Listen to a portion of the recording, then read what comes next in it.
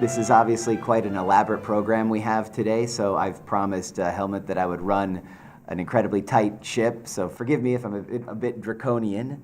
It's all in the interest of making sure everyone has their allotted time. Professor Brandom is Distinguished Professor of Philosophy at the University of Pittsburgh.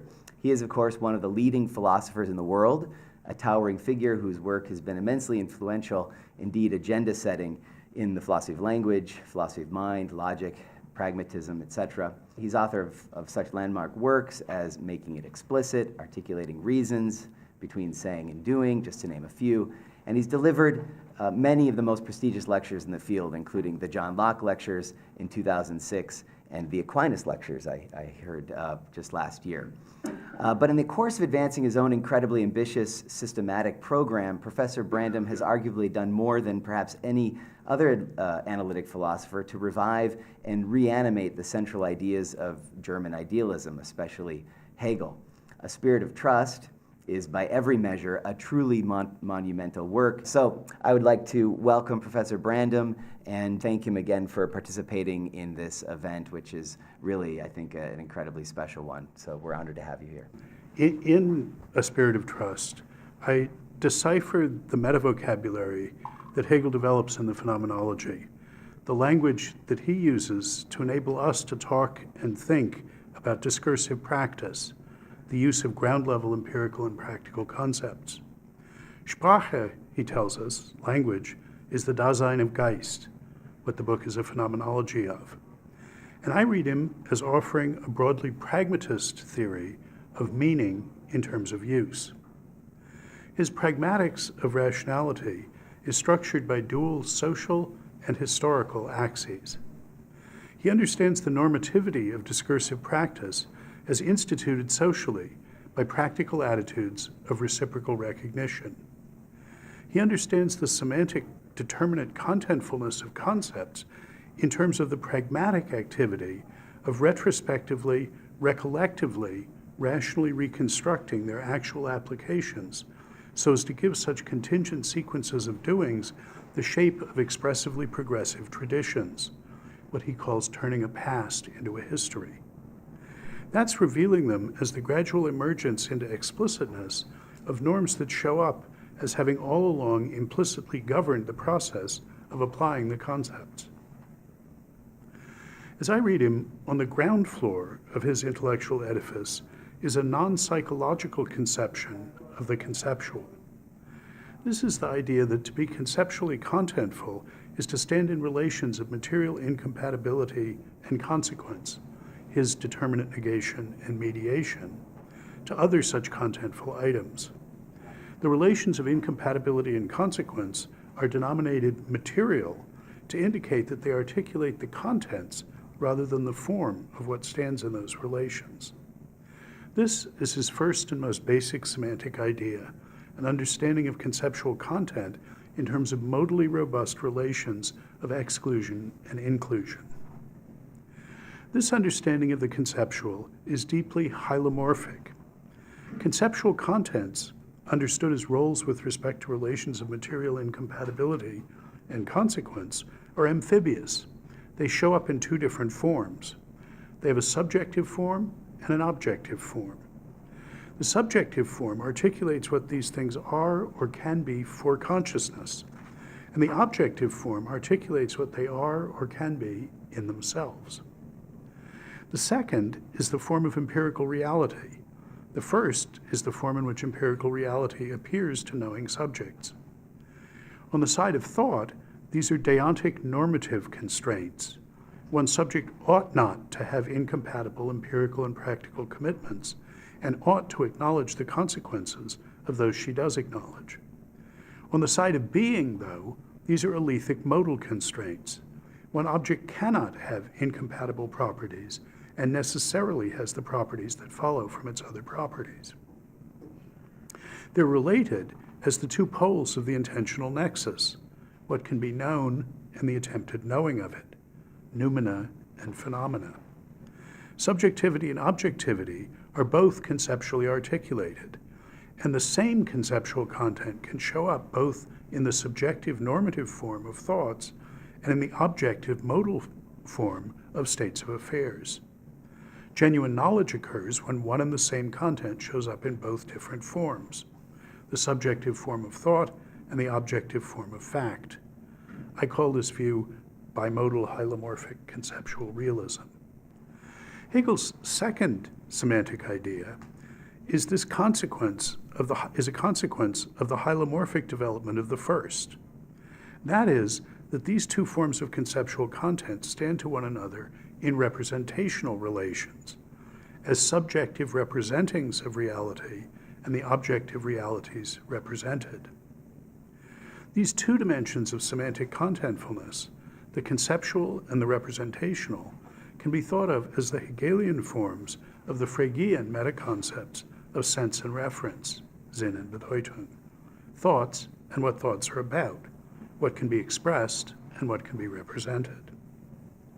And Hegel's semantic explanatory strategy is to explain the second, representational dimension of conceptual contentfulness in terms of the first, expressive dimension.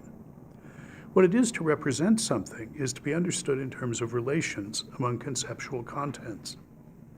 The idea of a noumenal reality is to be explained in terms of how phenomenal appearances point beyond themselves in virtue of their relations to one another. The semantic relations between these two forms of conceptual contents are understood in the pragmatic context of processes and practices of intentional agency.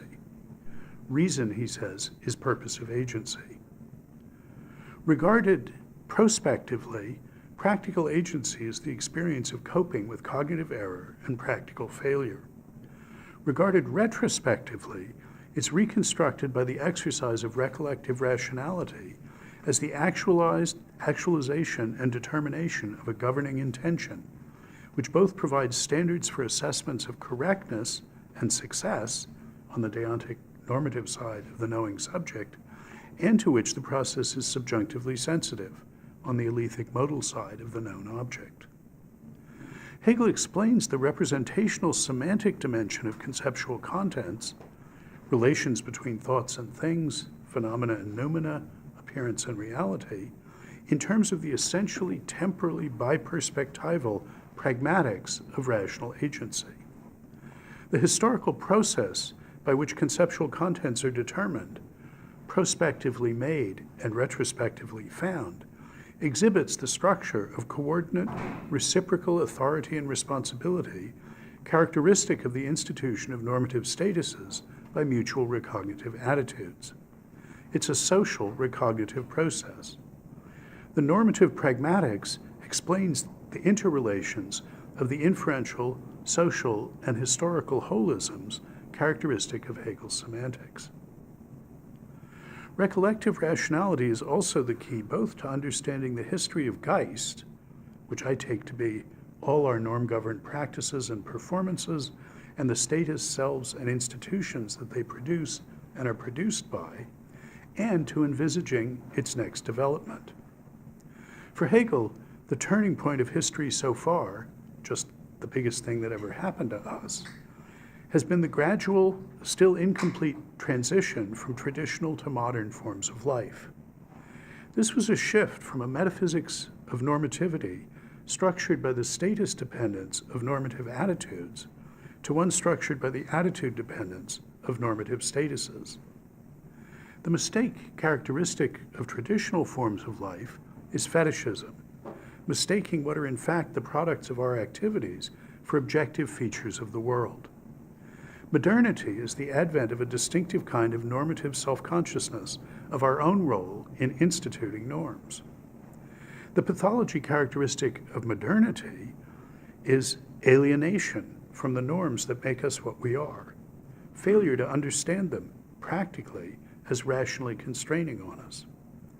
When recognition takes the form of retrospective, rational, reconstructive recollection, the insights of traditional practical and modern theoretical normative self-consciousness will be reconciled and their failures overcome. We'll move decisively beyond the normative structure of subordination and obedience to genuine self-conscious freedom, geist with the structure of trust. That's the story I think he tells in the Phenomenology. I introduce our first critic, Mark Olssenauer, who is associate professor in the Department of Philosophy at Northwestern University. He specializes in ethics, aesthetics, and social theory in 19th century European philosophy. He's vice president of the Hegel Society. Was vice president of the Hegel Society of North America, and he's author of Hegel's Theory of Responsibility, published by Cambridge in 2015.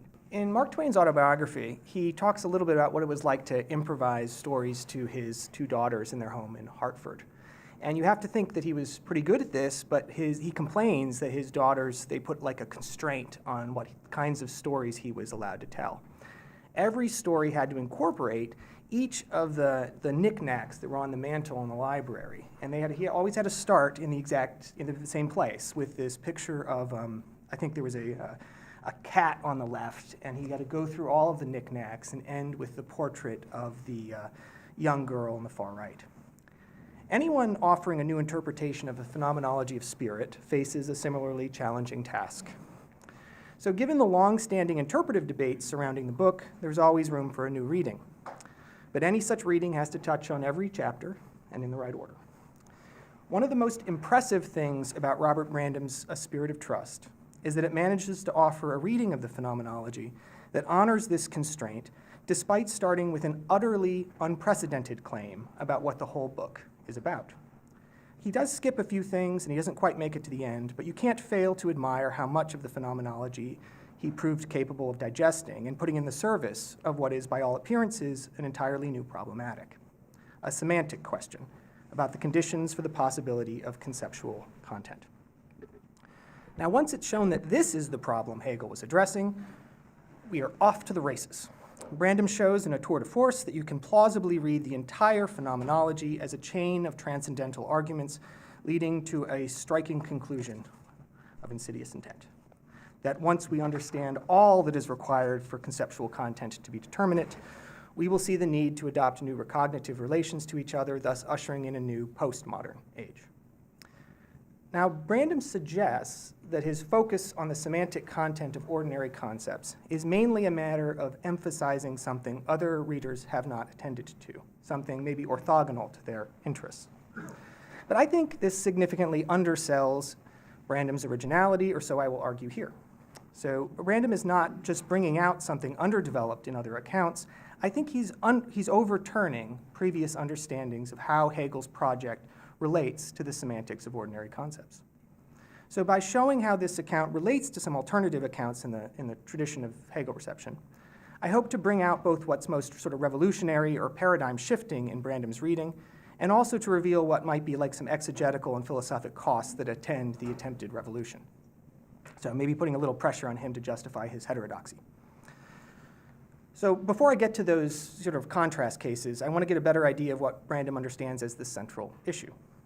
So Brandom fully recognizes that the traditional way of reading Hegel is to focus on his derivation of specifically philosophical concepts, like in the phenomenology, consciousness, self-consciousness, and agency. This focus is completely natural because Hegel himself spends most of his time discussing and developing these philosophical concepts. But Brandom argues that the function of these philosophical concepts is to express key features of the way we use ordinary empirical and practical concepts, concepts like blue, stick, or straight.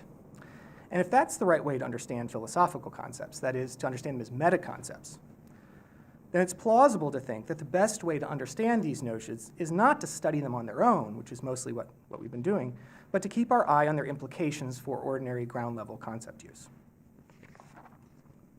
Now, Brandom calls this interpretive strategy semantic descent.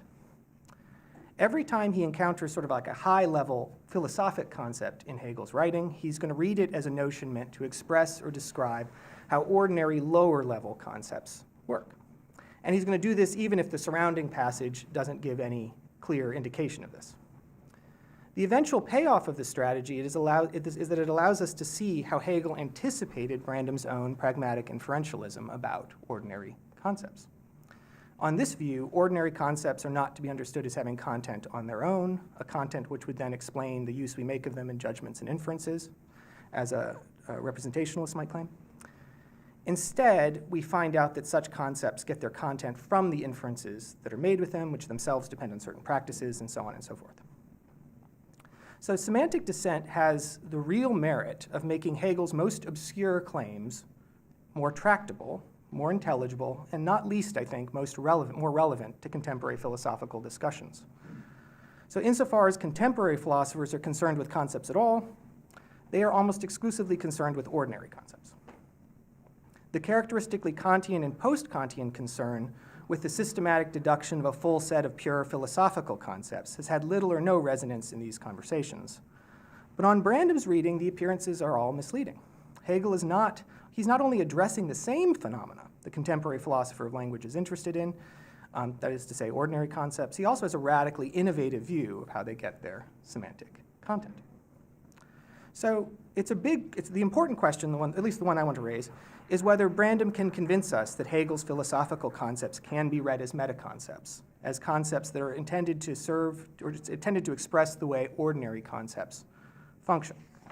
And you're going to have to read the book to see his full account of this and see if you're convinced. But let me say that I don't think the issue is easy to decide on purely textual grounds. Hegel does not say much about ordinary concepts, either in the Phenomenology or elsewhere. And when he does speak of them, he usually insists that they are defective in some way. So he'll say that compared to the concept, ordinary representations are abstract or finite, and most often that they're untrue in his specific technical sense. Now, this could be a sign, as I think somebody in a Brandomian might argue, that Hegel rejects representationalist views of conceptual content and is on the way to mounting a defense of some sophisticated form of pragmatic inferentialism, or inferentialism in general. But I'm just going to end by contrasting this view with three other ways of understanding what Hegel means by criticizing ordinary concepts or abstract representations. On the most traditional interpretation of Hegel, one that goes back at least to Kuno-Fischer, ordinary concepts presuppose philosophical concepts, not because the latter express how the former function, but because no thought is possible at all without pure concepts. So when Hegel says in the Encyclopedia that the proposition, "this leaf is green," presupposes philosophic concepts like being and singularity, he is not denying that ordinary concepts like leaf and green might very well be partially derived by abstraction from individuals, as on classical representationalist views. He's only insisting that the content of empirical concepts also implicitly includes concepts whose origin cannot be empirical in that broad sense. Ordinary empirical concepts are untrue, not because they only acquire content in certain practices, as on the Brandomian account, but because they depend on other pure philosophical concepts for their determinacy, and hence they depend on the interrelated set of these concepts, the concept.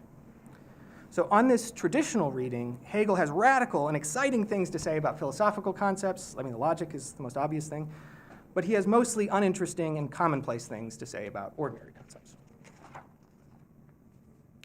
My second sort of contrast case is the British idealists, and they give us a different answer to the question of the relation of ordinary and philosophical concepts, a view that in one respect brings them closer to Brandom's picture. For the British idealists, like Brandom, ordinary concepts like, red-haired is Bradley's famous example, are only mistakenly understood as mere abstract universals or mere representations, such that you could understand them without knowing their applications. If we truly understood what it is to be red-haired, for example, we would have to have knowledge of every red-haired person. Now, this, of course, is a different kind of complaint about abstract universals than Brandom's. The problem is not that abstract universals lack all content when considered apart from their use, but that their content is false in the sense of being misleadingly incomplete, falling short of what it is they are trying to comprehend. I mean, the demand that the British idealists made is that concepts need to be concrete. But though the complaints are different, they lead in the same broad direction, to a kind of holism about ordinary concepts, a claim that you can't fully understand one empirical concept without basically understanding everything. And by contrast, on the traditional reading, Hegel's a holist about philosophical concepts, but has little to say about ordinary concepts. A final, putatively more Wittgensteinian view about the relation between ordinary and philosophical concepts in Hegel can be found in the writings of J.N. Findley. For Findley, ordinary concepts are perfectly fine on their own as ways of characterizing ordinary objects, but they are inadequate for the job of characterizing what we do when we make ordinary judgments. So in Findley's view, Hegel's philosophy involves not semantic descent, but semantic ascent, passing from an object language to a novel term in a meta language that we need to make sense of what we are doing in the object language. For example, at the beginning of the phenomenology, Finley thinks we move from this and now to the notion of a universal, which allows us to characterize what we are doing when we apply this and now, namely wielding universals. So like Brandom, he views Hegel's philosophy as oriented to ordinary conceptual use and as offering us a superior understanding of how it is possible. But unlike Brandom, Finley does not think that there's any problem about the content of ordinary concepts. The problem for Finley, I mean, if you even want to call it a problem, is that any use of concepts necessitates an ascent to higher concepts in order to adequately characterize those first-order concepts. That our first-order concepts have content in their ordinary applications is never in question by Finley. In fact, it is taken for granted. So Finley's statement that Hegel finds no contradiction in ordinary arithmetical computation thus stands in striking contrast to Brandom's claim that Hegel anticipated Kripke's understanding of the rule-following paradox. So these are just three contrasting cases. And in all of them, I think you can see there's a rejection of the central claim that empirical concepts don't, you might say, have conceptual content on their own. Partly because of the sheer novelty of Brandom's guiding assumption that the phenomenology does concern the semantics of ordinary concepts, Brandom has not engaged extensively with any of these alternative interpretive possibilities, and so mainly what I'm trying to do is sort of situate him in this tradition and invite him to discuss his role in it. So thank you for the opportunity to read this. Thank you, Mark. This is great. I couldn't ask for a better introduction to our discussion today.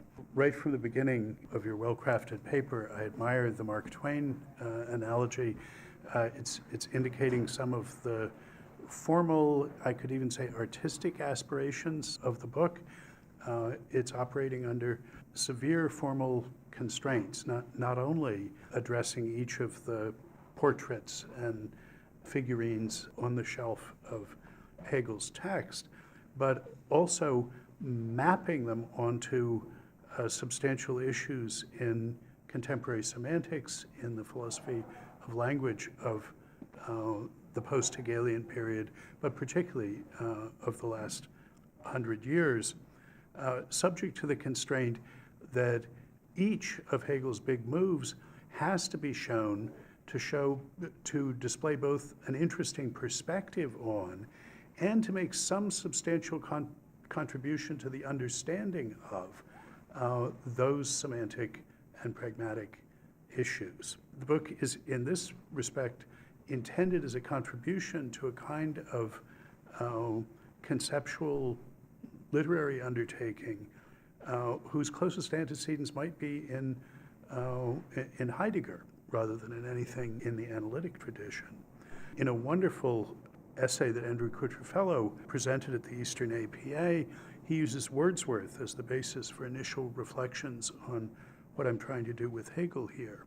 Also, Mark has focused on the big idea that distinguishes my reading from prior ones, the identification of the topic that Hegel is addressing and the set of concerns that motivate him.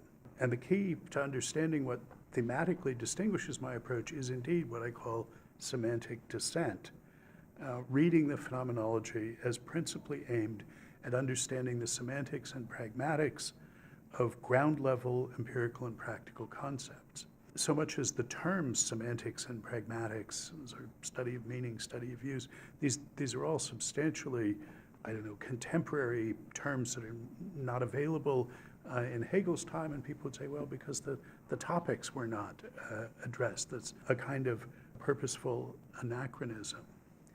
Now, let me say something briefly about two of the issues he raises. First, he says, look, this reading is not just different from standard readings. It's actually in opposition to many of them. I'm not just saying, look, Hegel is also talking about some things that you may not have thought he was talking about. I am substantially claiming that the tradition got him wrong, that they did not understand what the fundamental issue was that he was addressing that was motivating him. And so one thing one might wonder is, well, how is that even possible? I mean, there's a sort of tradition starting with Hegel. How could this be a secret from this time? And I think actually it's due to historical contingencies, Hegel didn't leave any first-rate students who principally cared about his metaphysics and his logic. They were interested in his social and political philosophy. Well, it was an exciting time. There was a reason for that. But there were no first-rate students who cared about what he took to be the core issues.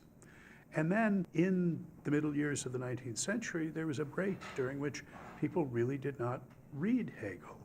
The study of Hegel had to be recuperated in the late 19th century. I think people basically started over at that point, and that the tradition we inherit is downstream from that starting over. The second issue that Mark introduced, well, isn't it striking that if the ultimate topic is the use of ground level concepts, that particularly in the phenomenology, Hegel hardly ever talks about them. I mean, they come up in the logic as examples, and particularly when we get to the doctrine of the concept, learn about different kinds of judgments and so on, but there's very little of that in the phenomenology. And I actually disagree with that characterization of the phenomenology. In particular, the consciousness chapters are, as I read them, all about ground level, I mean, explicitly all about ground level concepts. We start off with demonstratives and indexicals in the sense certainty chapter, and the question is, what's the pragmatic stage setting? What do we need to be able to do in order to use these kinds of expressions? And we find that what we need to be able to do to use them is something that's made explicit by the use of sense universals, of observational predicates. We get the discussion of salt, it's being cubical, it's being white, it's being tart. Those are all exhibited as making explicit features of the use that were implicit already in the use of demonstrative expressions. And the discussion then of sense universals shows us that we're committed by using those to make reference to things that are not observable, namely the objects that have these properties. And that leads in the Force and Understanding chapter to a discussion of theoretical concepts. Force, Newtonian force, standing in allegorically for expressions whose circumstances of application are exclusively non-inferential. I mean, it's more of a job of work to see him discussing ground level concepts as you go on through the book, but he started off writing under the topic, under the heading of the science of the experience of consciousness, is explicitly about these ground level concepts. Finally, at the end of his discussion, Mark very usefully invites a compare and contrast exercise with three sub-traditions of reading Hegel.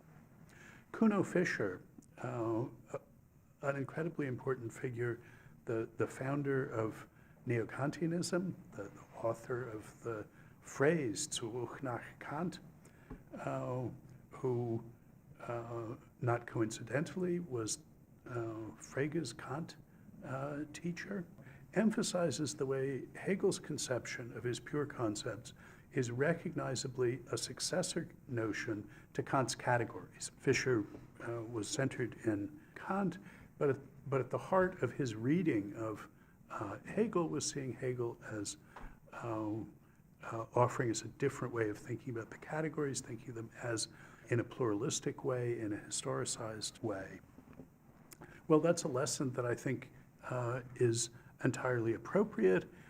Indeed, I think that where at least some of the Neo-Kantian followers of Fischer ended up is very close to the Hegel that I'm presenting in the book. It's just they didn't read Hegel that way. They were radically rereading Kant in the way Hegel was radically rereading Kant. And the picture of Hegel that you had in Germany in the late 19th century was so radically different from what they were doing that they didn't recognize it. It was unrecognizable to them as Hegelian. But I embrace this insight of Fisher's. It's just not followed through. Again, Bradley, speaking for the British idealists, sees at the heart of Hegel his semantic holism. That was really the core idea of British idealism. It was largely recoiling from that holism that led particularly Russell, this was less important to Moore, to characterize the fighting faith of analytic philosophy as a recoil from that holism in Hegel. And I think it's took us the better part of 100 years to work our way back to seeing, what was right about semantic holism. Quine, in Two Dogmas, famously says that meaning is what essence becomes if it's detached from the thing and attached to the word. Bradleyan holism was denying the distinction between internal and external relations on the side of the thing, denying the distinction between what was essential and what was accidental. And Quine was explicitly reintroducing this idea, but now as a semantic idea rather than as a metaphysical idea. Of course, I think Hegel thought we didn't need to make that distinction, or rather that was a distinction that we didn't need to take sides on. Is it semantic or is it metaphysical? Findlay is, though not mentioned in the book, as indeed neither of these other figures are, is a particularly interesting example for me. He was actually my teacher as an undergraduate, or anyway, I took a course from him in Wittgenstein, not in Hegel, but he reads Hegel explicitly as doing metalinguistic analysis. He doesn't connect that notion of the metalinguistic with the Fisher insight into Hegel as picking up on Kant's notion of categories. He doesn't see, as my teacher Sellers did in his reading of Carnap, understand Kant's categories already in metalinguistic terms. But if you put what Sellers made of Carnap and Kant together with Findlay, you get somewhere very close to the reading that I'm making here. And of course, I'm avowedly reading Hegel as working in a normative, pragmatic meta-vocabulary in very much the same way that the later Wittgenstein does, understanding the social character of normativity. So I think there's interesting antecedents to the general lineaments of my reading in all three of the figures that Mark so usefully points us to. So thank you so much for that. Mark, do you want to start? That was as marvelously thorough a response to my comments as I could have wished for. Thank you for engaging with it in such detail and really on a point-by-point basis, sort of exploring your relation to these figures. I found that very gratifying. What happens to the thing that everybody else was so interested in, the deduction of the categories, the pure, like on your account? It looks like you think that was all just unnecessary, and it would seem like you have to have an account as to why Hegel thought it was. And why he was wrong about that. That's like the flip side of this. It's not the phenomenology project per se, but I was wondering if you could just say a little bit about what happens to that part of the story. My reading of Hegel is non-trivially a critical reading. I think that there's a couple of fundamental mistakes that he made. One is that he thought ordinary determinate empirical concepts were like his philosophical speculative categorical concepts in a way that they're not alike.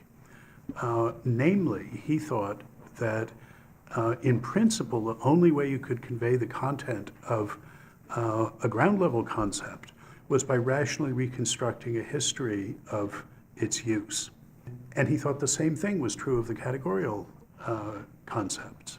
And that's what he does in one way in the phenomenology and another way in the science of logic. But I think that's wrong.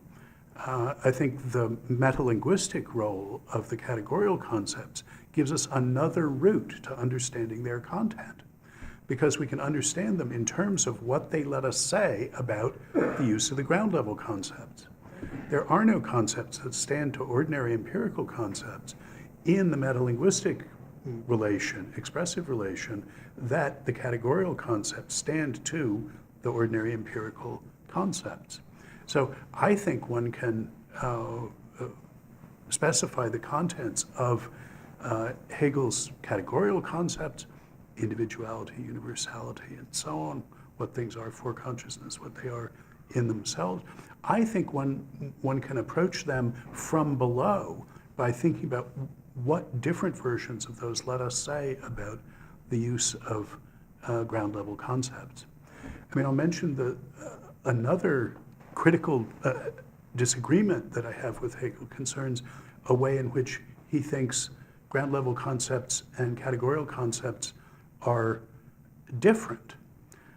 As I read him, he thinks that the process of determining the contents of empirical concepts and practical concepts is a never-ending process, that it's in principle impossible for us ever to get a set of determinate empirical concepts such that by applying them correctly according to the norms that make them mean what they mean, we won't end up contradicting ourselves by our own lights, won't end up properly undertaking commitments that when we look at them we say, no, these are incompatible given what we mean. So we've got to change our concepts. We obviously don't have things quite right yet. This instability of the determinate concepts is his version of the way in which the immediate overflows any particular conceptualization of it. What shows up in Kant as the inexhaustibility of a sensuous manifold by conceptually articulated judgments, that there's just always more to be said, in Hegel shows up as the instability of anything that we do say about it. But, he thought, categorical concepts, the ones that articulate our semantic and pragmatic self-consciousness, those we can just get right. We can get a fully adequate set of those meta-concepts, ones which will produce absolute self-consciousness, in the sense that we will now have the tools to make explicit all the features of our discursive practice. And he thought that, to a first approximation anyway, he had those in the logic. So he thought that there was this huge difference between the ground level concepts and the meta-concepts. And I think that's wrong. I think the meta-concepts also are unstable, that in principle one can't get a set of them such that they're making everything explicit, or they're capable of making everything explicit about our ground level use, so that we'll never find ourselves saying, no, these are expressively inadequate tools. And I read the development of logic since the science of logic, which has, as maybe the tour de force centerpiece of it, showing the different forms of the syllogism as expressing all the possible relationships of particularity, individuality, and universality, showing, so see, it's a complete set. Well, 80 years later, we discovered this isn't going to handle iterated quantificational inferences. I think that process, we need some more metalinguistic and conceptual machinery here. I think that process is just not going to stop either. So for both of these reasons, I think the deduction of the categories, well, you're only going to get to sort of as far as we've gotten now. It's only going to be a time slice of this developing process of ever greater semantic and pragmatic self-consciousness. And I think the kind of deduction that he worked so hard on isn't necessary because there's another route to it. So in these regards, I'm not reading Hegel merely to interpret what he's saying. I'm reading him looking at the phenomena that he's addressing and what he's saying about it with a critical eye to say, look, here are lessons we can learn from him, and I think there are many that he has by no means merely rediscovered things that, analytic philosophy was already aware of. That's sort of why it's worth reading him. But I think we also are in a position to correct some of the views that he had. So in this regard, too, this doesn't purport to be anything like a final reading. Someone else can come in and place the center of his thought somewhere else and take on board some of the features of it and give up some of the others. Just a question about the kind of knowledge that meta concepts are and whether they can be properly objective or universal knowledge, in the way some people take Hegel to say that they are eternal in some even unconditional sense, if you build them on empirical concepts. If ground level concepts are first and then the meta concepts are just used to explain ground level concepts or empirical concepts, do you not transfer the subjectivity or the relativity or conditional character of the ground level concepts onto the meta concept? Well, the meta concepts purport to make explicit what's implicit in any use of, to begin with, demonstratives, where we see, well, you need whatever it is by using the demonstrative, you have to be able to hold on to it. It's the first use of recollection. In there, it has to be repeatable, sort of horizontally as well as vertically.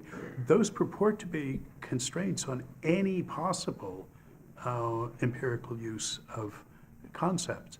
And each one of them is finding in some form something that really is, in that sense, universal and necessary. But the particular form that we put it in, say, at the level of perception itself, we say, well, no, that isn't quite right, and we need to move on from there. And my claim is that process is going to go on indefinitely, and by rights should. It doesn't mean that there isn't permanent progress made, a real lesson learned each time. It's just that process doesn't stop. Pierre Keller is Associate Professor of Philosophy at the University of California, Riverside. He specializes in Kant, 19th century philosophy, and phenomenology, and is the author of several books, including Kant and the Demands of Self-Consciousness, published by Cambridge University Press. So I'm going to focus on the connection between conceptual realism in Bob Brandom's account and the conceptual idealism. But first, let me say that I find the book, A Spirit of Trust, philosophically exciting, philosophically breathtaking. It's a wonderful traversal through Hegel's phenomenology of spirit. It shows the great insight that I think analytic philosophy at its best can give into classical philosophical texts. However, from my own point of view, it also shows the limitations of contemporary semantic realism. A Spirit of Trust defends realism in a very robust sense. At one point, and there are many passages like this, Bob Brandom says, there could be an objective, conceptually structured world even if there were no subjects applying concepts in inferentially articulated practices, giving and asking for reasons, hence no believers or agents. But there could not be concept users, hence subjects, except in a conceptually structured objective world. So far, this line of thought articulates a common sense realism. That's commonsensical in America, certainly. I'm not, and probably in Europe too these days. I'm not sure that Hegel would have endorsed it. It's about the common sense realism, about the asymmetrical dependence of subjects on the objective world they inhabit. I believe, so Robert Brandom, Hegel never wavered in his endorsement of his version of this platitudinous view. So on my view, this is not platitudinous, and in fact, I guess I'm tempted to say that on Robert Brandom's reading, there is a three-legged stool to what he calls absolute idealism. One leg of the stool is this conceptual realism. The other legs of the stool are objective idealism, and the third leg is conceptual idealism. Now, I am inclined to think that Hegel thinks that, at the very least, objective idealism constitutes the refutation of conceptual realism. So that's where my fundamental disagreement with Brandom centers. From the vantage point of a neo-Fregean conceptual realism, it makes sense to say that there could be an objectively, conceptually structured world without subjects who have concepts. Hegel, in his Science of Logic, introduces his conception of a concept in the introduction to his Begriffslogik in terms of the articulation of Kant's objective unity of perception and its structural implications. But Kant's objective unity of apperception and its holistic structural grounding rule for the form of judgment is not independent of the subjective unity of apperception in terms of which each one of us relates to the objective structural field of logical and empirically and practically significant relations from the vantage point of our own standpoint and interests and our own idiolect. And so I'm fully on board with the attempt to offer a kind of transcendental reconstruction of the notions of subject and object and ascribing that to Hegel. But on my view, when Hegel does that, he simultaneously deconstructs the very notions of subject and object. And I take Kant already to do that and to Hegel to have seen that. So he deconstructs the foundational role of semantics relative to pragmatics. So I take Kant and Hegel to argue for a conception of subjectivity and objectivity that are fundamentally interwoven and originate together. So you never have subjects or objects without them be co-constituting each other. And they co-constitute each other and the notion of an objective world. So no sense can be given for Kant, except in a very abstract, empty sense of a world independent of our cognition. And I would say for Hegel, no sense at all to that. So from that point of view, I can see no compelling reason to ascribe conceptual realism to Hegel, and I worry that the independence of the conceptual world from our concepts that is claimed threatens the very normativity of judgment of concept use with the skeptical problems besetting realism and its more forceful independent claim. So if objects and their structural conceptual relations are completely independent of our concepts, then we basically have no guarantee that our concepts are going to latch onto them. That, I take it, is actually what Hegel, from the very beginning, from the introduction onward, is trying to argue. So against realism in this sense, I take it that Hegel already at the end of the sense certainty chapter invokes animals who fail to respect the independence of their prey when they gobble them up. So Hegel suggests that these animals, like most contemporary philosophers of the time, need instruction in the mysteries of Ceres and Bacchus, the lower mysteries of bread and wine, which prepare the way, according to Hölderlin's poem of the same name, for the higher mysteries of the Eucharist. Both the lower and the higher mysteries are mysteries that would have us despair of the independent existence of things and see things in their thoroughgoing negativity as significant only in and through the difference relations through which we navigate as self-conscious living beings. I do not take Hegel to leave immediate, sensible relations to real things standing at the end of sense certainty. The conclusion of Hegel's discussion of perception also seems to me to call into question the fundamental status of things with properties.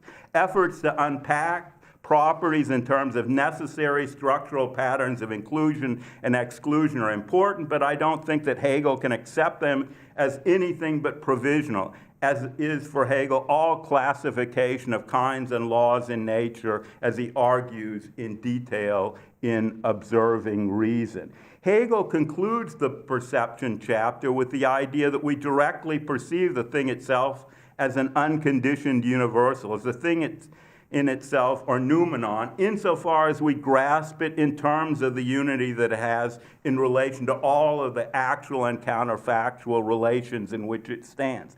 This makes me skeptical of Brandom's attempt to treat force and understanding and the play of forces as an allegory for the introduction of theoretical entities. It seems to me that it is rather the other way around. Our grip on theoretical entities is a kind of reification of our grip on the forces or powers that directly manifest themselves to us in what things do and can do.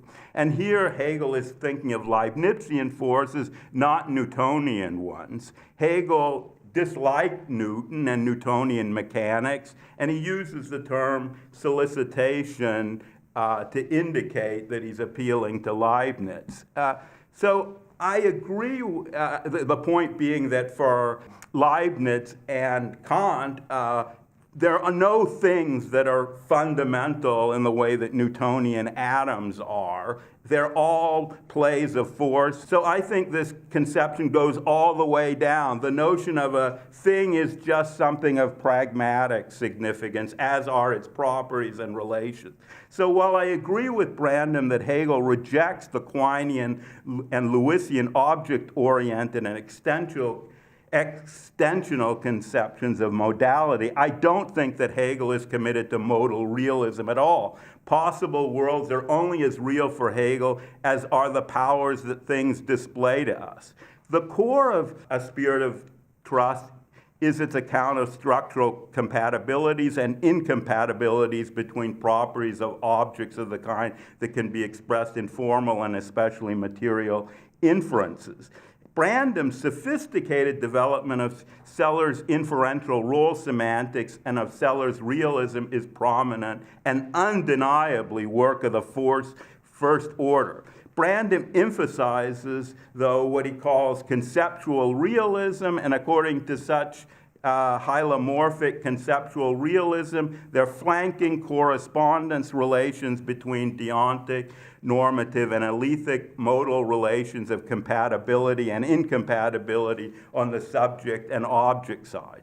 Taking thoughts to stand in representative relations to facts implicitly involves commitment to the possibility of an isomorphism between subjective normative relations of incompatibility and consequence and objective modal relations of incompatibility and consequence. And the model does not semantically preclude such an isomorphism from holding objectively, at least locally and temporarily. And in a note to this passage, he says that it cannot in principle hold globally and permanently is a deep feature of Hegel's understanding of sensuous and matter-of-factual immediacy. So for Brandom, conceptual realism is not the final story. Conceptual realism gives way to what he calls objective idealism and then to conceptual idealism. I would argue, however, that he gives too much autonomy to conceptual realism and even to objective idealism as he understands it. But I agree with him that the final word in Hegel's account is the dynamic process of conceptual idealism, or rather the unity of conceptual realism, objective idealism, and conceptual idealism in absolute idealism. My final point is just that I'm not sure that that ultimate unity allows one to preserve conceptual realism except as a first approximation.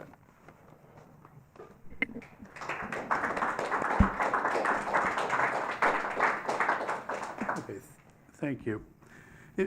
If I understand him properly, Keller's engaged in an epic battle against philosophical views that are committed, whether they explicitly realize it or not, to an order of explanation that he calls semantic realism.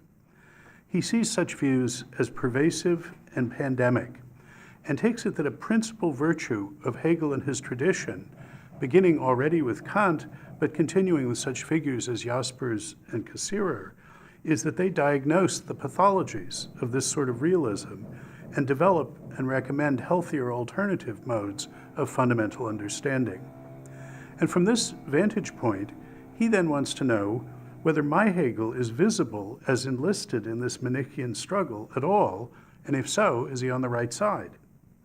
Do I properly portray him as a good guy, or am I sufficiently unable to free myself from the predominantly realist presuppositions to do so? So he says, I side with Hegel's dynamic conceptual idealism against contemporary semantic realism and its claims to be or replacing first philosophy. Well, I want to make a number of distinctions here that it seems to me are getting run together under the heading of semantic realism. One is, when we're asking whether subjects and objects are independent of one another, a question of independence is always relative to the particular kind of dependence that one is talking about. Are objects independent of subjects? Well, in one sense, yes, and in another sense, no. I distinguish between reference dependence and sense dependence, using this Fregean distinction that I ultimately interpret in Hegelian terms.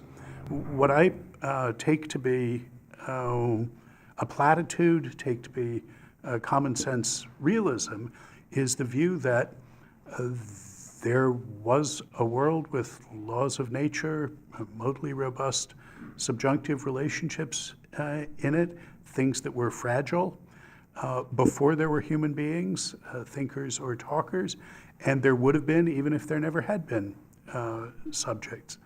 The existence of what's referred to by object vocabulary and what's referred to by subject vocabulary, there could be objects without subjects, there could not be subjects without objects. At the level of reference, the dependence is one way in the object to subject direction. I take the beginning of idealist wisdom to be saying, but that's not true at the level of senses. When you talk about an objective world, a world that has objects and properties in it that stand to one another in law-like relationships, if you want to understand what you're saying about the world when you say that, you have to do that in a context that includes people making claims, that's correlative with stating facts, people using singular terms and predicates, that's correlative, that's part of understanding what you mean by talking about objects with properties. You have to be talking in a context where people are making subjunctively robust inferences in explanation in order to understand what you mean by saying there's a law-like relation between these properties. That's what I call objective idealism, is that there's a reciprocal sense dependence between the vocabulary we use to specify the categorical structure of the objective world and the pragmatic meta-vocabulary that we use to describe our discursive practices, what we're doing in referring, classifying, asserting, and inferring. In order to understand what we're saying when we use terms like object and property, fact and law, you have to understand that, the relation between the senses, what you're expressing in that case. You have to understand those both together. I don't think you can understand referring and classifying, asserting and inferring without understanding the talk about objects and properties, facts and laws, either one. I think that's a reciprocal sense dependence. So I don't think you need to choose between the denial of reference dependence of the objective realm on the subjective realm, and the assertion of sense dependence between them. Now, it's controversial to wheel in Phrygian machinery of a distinction between sense and reference to make this Hegelian point, but I go to some trouble in the 9th chapter of the book to motivate Hegelian versions of these Phrygian notions. They're quite different in many ways, in important ways, from Frege's, but they have in common that they underwrite this sort of distinction. Now, while I'm in the vicinity, let me mention in passing that I think in the reading of Force and Understanding, when we're talking about whether Hegel is a modal realist, I agree that he doesn't care at all about possible worlds, doesn't think about possible worlds.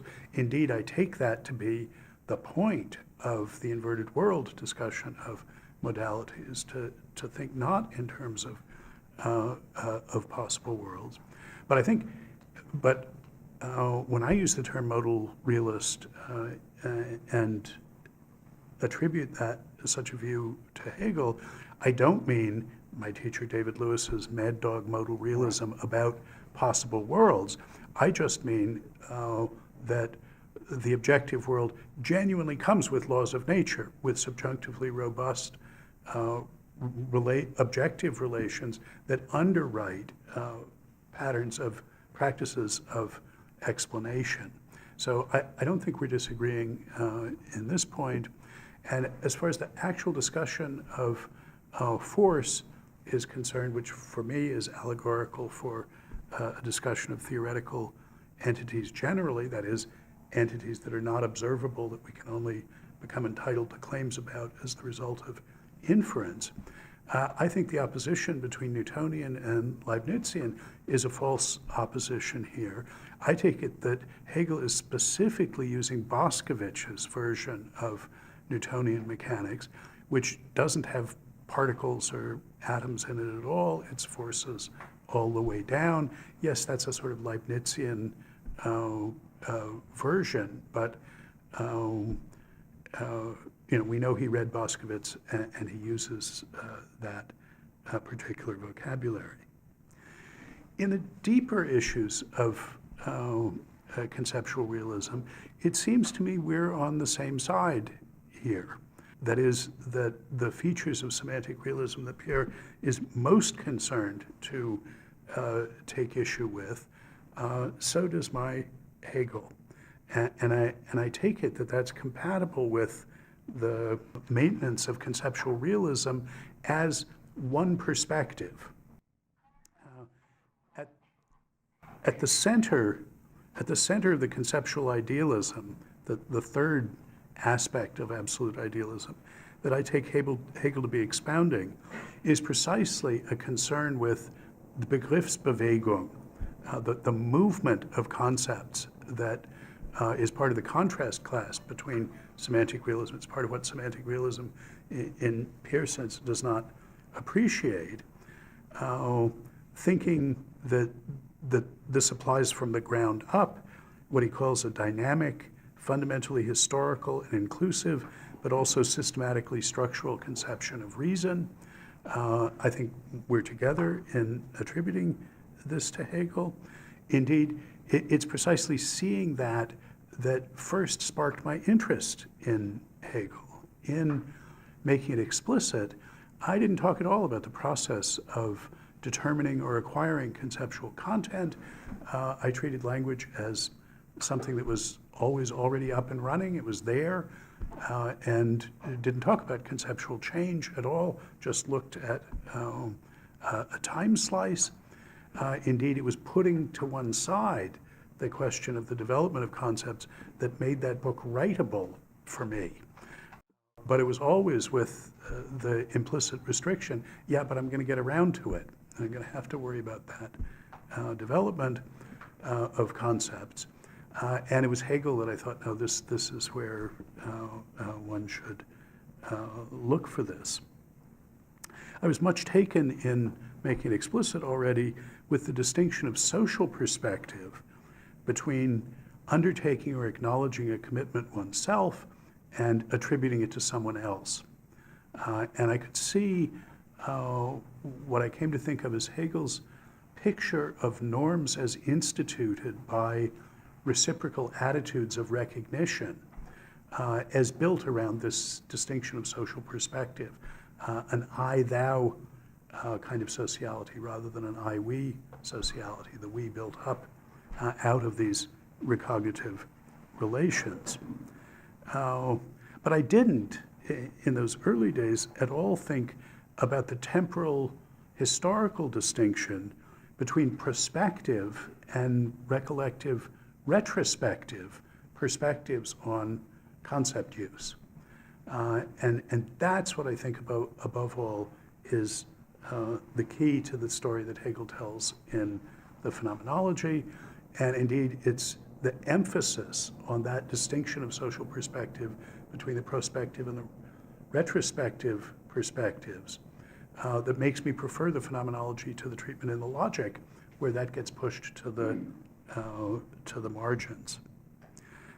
I found in Hegel a fascinating new understanding of the sense in which ordinary concepts can be thought of as having contents that are determinate.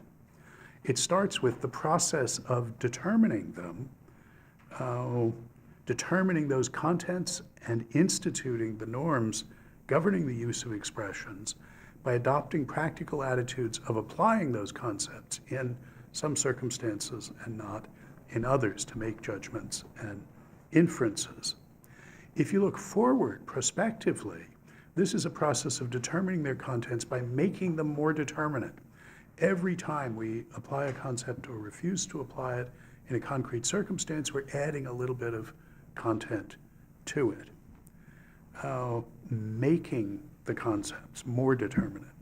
But looking backward, recollecting prior uses by rationally reconstructing an expressively progressive tradition, I think this notion of recollective rationality is the form of reason's march through history for Hegel.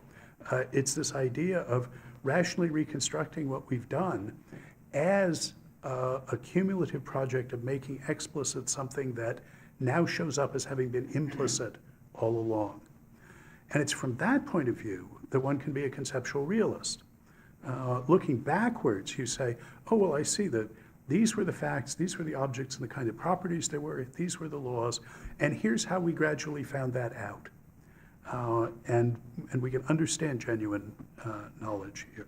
In a lot of this, we're on the same page, but I still think that you have two different commitments. One to the idea that we can refer to things in a way that's completely independent of our social historical context, and another according to which we're tied to that historical social context.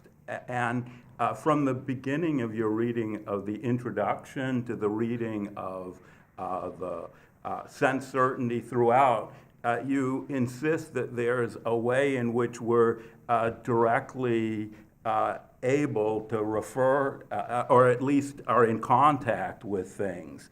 And my point is that that should, by the exigencies of the argument that you're reconstructing from Hegel, disappear. And so any significance to the idea of getting things right from a God's eye view should just drop out. I'm not saying that we give up on reference. I'm just saying that this super duper notion of the way the world is completely independent of knowers or concept users seems to me to be nonsensical, because how would one grasp that except from the counterfactual stance of concept users?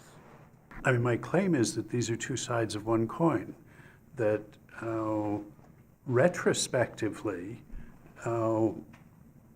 one sees reference, one sees the objects represented as having been there all along, just the way they were, though one is, and what one is reconstructing is just our practices as finding out about them. But that's only half the story. The other half of the story, the other recognitive perspective of these two historical perspectives is precisely the prospective progressive one, in which the very notion of the object that we're referring to is the product of our practices, inferences, and so on. So, I mean, there's a question about whether you can hold these in equilibrium. My claim is this is a structure of reciprocal authority and responsibility that has exactly the structure of reciprocal recognition. It's that social structure, but in this particular historical version of it. But yeah, the challenge is to coherently hold those perspectives together. But I think that's Hegel's challenge, and I think he evidently brings it off. So just one point. I agree completely with the idea of bringing different perspectives together. And so I'm on board with that. But it seems to me that one of these perspectives that you want to bring together with the others isn't a perspective at all. It's the way things are viewed from a point of view that's no point of view at all. And that's the God's eye view of concepts. And I just don't think that Hegel has a place for that. I think that realist perspective, each time when we look back, it's sort of our job to see things that way, to see ourselves as having been responsive to a way things always were already anyway. But this is where the conceptual instability comes in. Every such view, and we know this going forward, is doomed to show itself inadequate.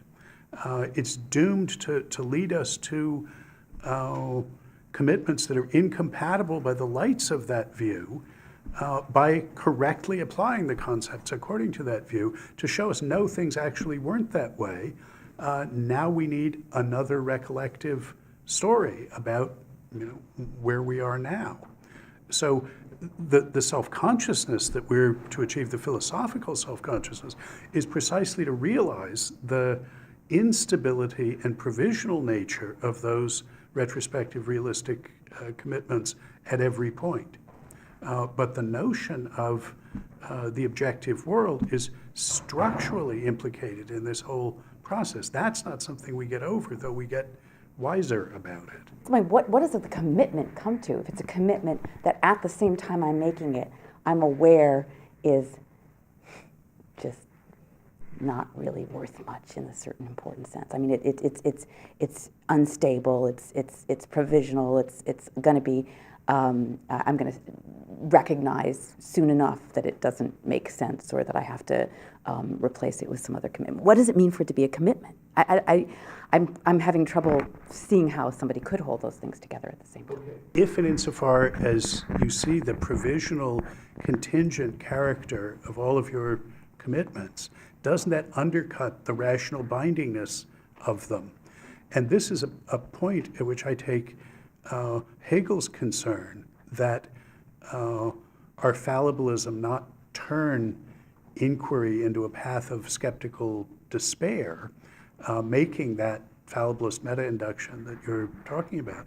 I take it this is a point where his thought makes deep contact with the later Wittgensteins, where Wittgenstein, as the prophet of the contingent character of the contents of all of our concepts, the way in which they're contingent on features of our embodiment and of our particular history, how can that not make the norms that we see the contingency of lose their grip on us, be less binding? I mean, rational bindingness is not a Wittgensteinian term. That's a Hegelian notion, but it is the same thing. How can that not undercut the commitment to it?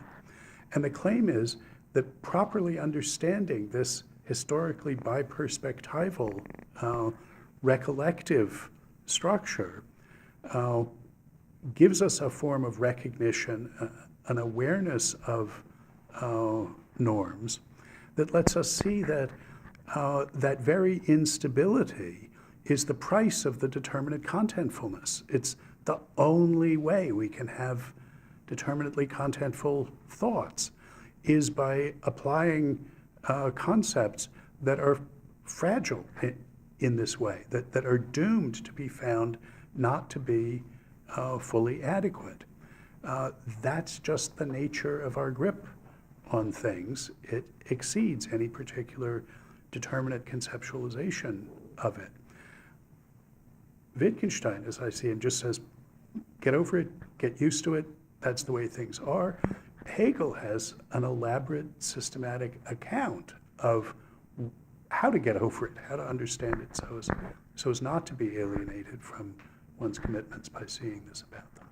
Dean Moyer is associate professor of philosophy at Johns Hopkins University. He works on Kant, German idealism, political philosophy, and ethics, and he's the author of, among other things, a book entitled Hegel's Conscience, published by Oxford 2011. Thank you. Thanks for putting this together. I hadn't realized till just now that how much material from mine repeats some issues that Pierre Keller was just talking about. So I'm going to do something kind of on the fly that I've just extracted an acceptance from Bob that this is okay. My piece is excerpted from a larger piece that is in a book that I promised Tony Bruce at Rutledge I would mention. It's just been published, Reading Brandom on a Spirit of Trust from Rutledge, edited by Gilles Bouche. And so this was excerpted from that. I'm going to, on the fly, kind of cut something out of that and read a bit more of something that ended up at the end of my comments today, just so I'm not repeating so much what Pierre said. One of Brandom's opening gambits in A Spirit of Trust is to distinguish between the apparently absurd idea of the reference dependence of objects on thinking on the one hand, and the much more palatable idea of the sense dependence of objects on thinking on the other. He denies that Hegel endorses reference dependence, for he takes Hegel to be a realist who holds that there is a world out there whether we think it or not. Yet Brandom argues, and claims that Hegel argues, that there are no referents that contrast with senses in the end, for referents turn out to be ideal senses. What then becomes of the original denial that Hegel's idealism includes a claim of reference dependence? More generally, how does Brandom keep a realist dimension while doing justice to the radicality of Hegel's idealism? So to begin with two of the main building blocks of Brandom's reading of Hegel, conceptual realism and objective idealism. Conceptual realism is the platitudinous view that the world, or the non-mental world, really is structured by modally robust relations of exclusion and inclusion. Now, I'm not at all sure that this view is self-evident or non-controversial. We just got an account from Pierre on why that's the case. Not self-evident or non-controversial, but I cannot adjudicate that issue here. This is a conceptual realism because, as Bob tells us, on Hegel's non-psychological view, concepts are, quote, relations of material incompatibility and so consequence. And the claim that Brandom extracts from the first three chapters of the Phenomenology and the transition to self-consciousness is what he calls objective idealism. This is the view that there is, quote, a symmetrical sense dependence of the concepts articulating subjective processes of concept use and concepts articulating objective conceptual relations. Now, Brandom admits that this idealism might not seem idealistic enough or crazy enough to be Hegel's view. Objective idealism describes more of a truce between the objective and subjective than a priority of the subjective suggested by some of Hegel's bolder pronouncements about the essential subjectivity of substance. This leads him then into the next phase, the conceptual idealism. And I want to sort of press on how this kind of then relates back to the issue of reference and sense. So tying the sense reference claim back to his main argument for conceptual idealism, Brandom argues that the expressive truth process, a continuous process of improvement recounted after the fact, quote, secures the semantic and cognitive relations between senses and their reference. This is the conceptual idealism track that he was just kind of going over in his response to Pierre. The conceptual idealism and conceptual realism turn out to be mutually supporting. For, quote, a realist commitment is implicit in practically acknowledging the representational dimension of concept use, as Hegel often tells us, following Kant. His idealism is his way, and he claims the only ultimately satisfactory way of making realism intelligible. Just as our initially abstract intentions become intelligible in becoming actual, the real world of facts become intelligible through our theoretical and practical engagement with the world. So my first concern is just with a potential kind of bait and switch move in Brandom's realism and the sense-reference distinction. With his initial appeal to conceptual realism as a claim about the mind independence of the world's relations of incompatibility, and his treatment of objective idealism as fully compatible with that realism, Brandom invites the reader to think of Hegel's view as a sober, interpretive superstructure on an already constituted realm of objective relations. Brandom first introduces the sense-reference distinction into his interpretation of Hegel in laying out the nature of the objective idealism claim. The objective relations and subjective processes are said to be reciprocally sense-dependent. Opposed to this is the genuinely crazy claim of reference dependence, which he glosses as a claim about existence. But, and here comes the switch, the sense-reference distinction seems to break down in his discussion in chapter 12, and Brandom seems to aim to break it down with a deflationary understanding of reference. So he claims then that reference are expressively ideal senses, and reference are a privileged kind of sense, are claims about reference as normative standards revealed in processes of sense-making. The problem is that it is not clear where that leaves his initial claims about realism or the initial claims about the reference dependence that contrast with sense dependence. When he moves to the claim that senses produce the reference, I really start to lose my grip on how the distinction could underwrite the conceptual realism and the objective idealism. It seems that the reciprocal sense dependence claim, suitably amped up, becomes a reciprocal reference dependence claim. His conceptual realism seems to disallow this, but it is hard to tell how it would be avoided in the end. Is there enough left of the sense-reference distinction to preserve the realist point? My second question is closely related to the first and concerns the way in which senses and reference are supposed to relate to each other. Brandom holds that the role played by truth in Frege's version of the sense-reference relation is played in Hegel by concern for correct inferences for what a sense or content really follows from and is really incompatible with what. There must be a way that things are independent of our attitudes, but we cannot access this directly. We must rather approach how things really are through making inferences about how things show up for us, present themselves to us. And Brandom clearly wants to have it both ways here, to adhere to a realism about how things really are, but to determine how things really are only through how they appear, so that the best current story about appearance really is how things are. And this seems unstable to me as a truce between realism and idealism. The realist will always feel like the account is one step short of saying what the really real amounts to, and the idealists will feel like the account only aims at discovery of what is already there. To the realist, Brandom's Hegel will seem like a radical social constructivist, while to the idealist, the view will seem to be too tame to count as absolute idealism. So I ended my prepared comments that I sent to everyone with one line about a relation of Brandom's view to Rorty's. I skipped a page of this so I could say a little bit more about that so that I'm not just kind of repeating stuff that Pierre pressed him on. And in particular, just to kind of invite Bob to say a little bit more about how he sees the relation of his settled view that he arrives at here with Rorty's view.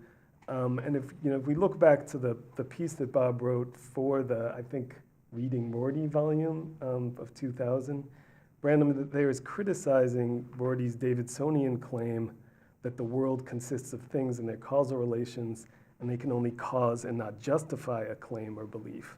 So recall, Rorty's position following Davidson is that justification is inferential, and what justifies a claim or belief is only another claim or belief. Every truth and fact for Rorty depends on a human vocabulary, so that without vocabularies, there are no truths and no fact. And in that piece, Brandom chastises Rorty for doing away with the facts that can make claims correct or incorrect. That is, he criticizes Rorty for doing away with the realistic core that Brandom attributes to Hegel. Rorty could be said to rely for justification solely on the subjective processes that figure in the reciprocal sense-dependent claim of objective idealism and conceptual idealism. And I guess the question then is, how can Brandom really hold on to his realistic core and not sort of flip over into the Rortyian position where the conceptual idealism basically swallows the realistic core? Do I have another minute? Just 1 minute. Okay. So just to mention there that what Rorty had argued for is a kind of pragmatism of complementary vocabularies, and sometimes I get the sense that's also Bob's view. Sometimes he really seems to want to push back against this Rortyian view.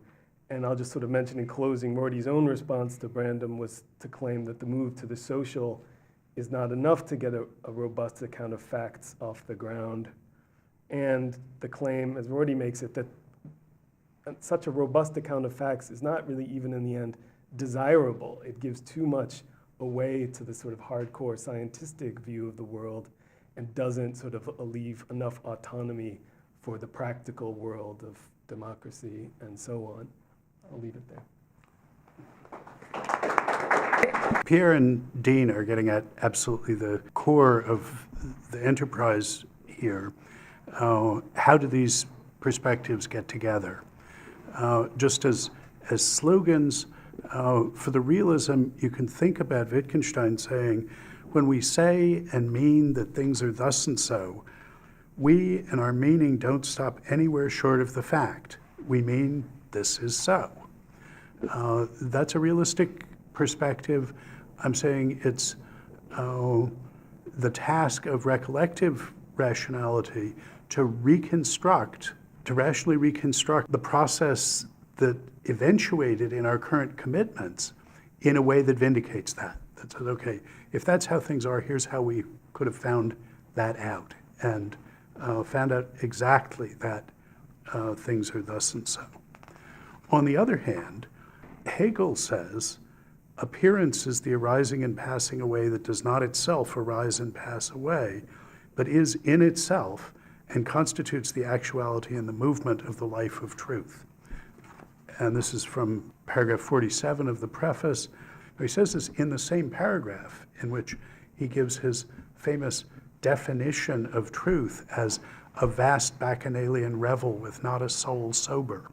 And usually people focus on that instead of this other. I mean, I think they're both wonderful.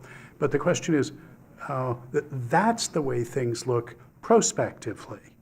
That every commitment we've got becomes revealed eventually as mere appearance of something else. That experience of having what we took to be the way things were in themselves revealed as only being the way they were for consciousness, that doesn't arise and pass away the way the individual appearances do. And yet, there's a rational obligation to reconstruct the new commitments that we come to as a result of the unmasking of the old ones in this realistic way. Well, now we are really saying of what is that it is.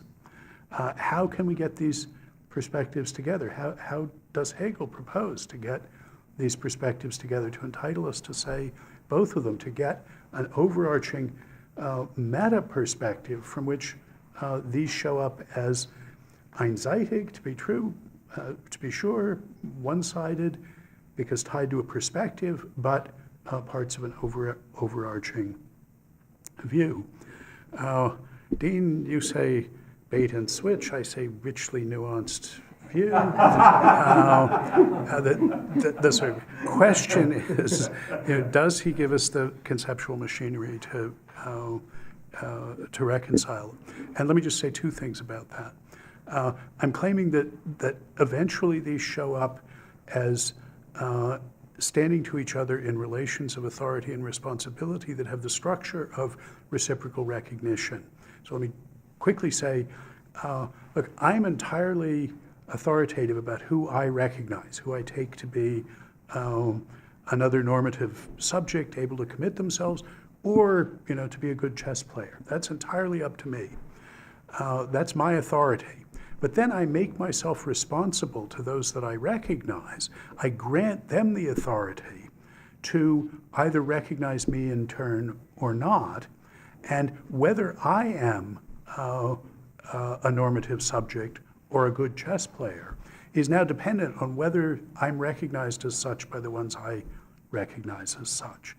I have the authority to recognize them, but then I make myself responsible to them. This reciprocal recognitive structure of authority and responsibility also obtains between the prospective and retrospective perspectives historically. In the book, more times than I probably should, I use the example of case law, judge-made law, and the relation between the authority of the current judge over past judges to recognize their decisions as precedential, but then answering to future judges for the question of whether one has been responsible to the norm that they instituted. So that's just gesturing in the direction of how there could so much as be a reconciliation of this.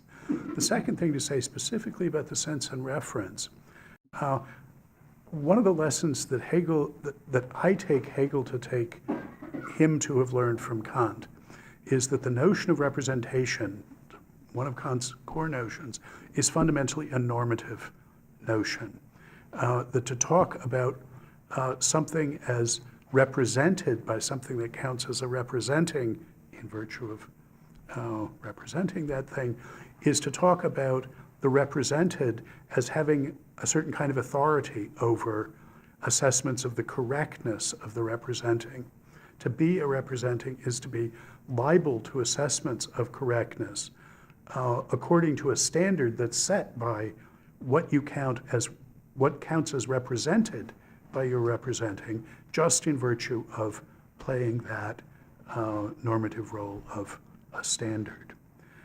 So I see Hegel as taking his recognitive notion of how normative statuses are instituted by reciprocal recognition and applying it to this normative understanding of representation, and doing that by looking at the specifically historical version of reciprocal recognition.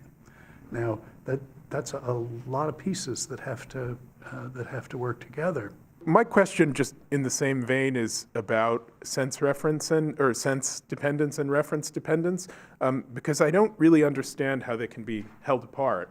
The way I learned the sense reference distinction is that sense is the condition that determines reference. So if senses vary enough, or alter enough, or change enough, references will too.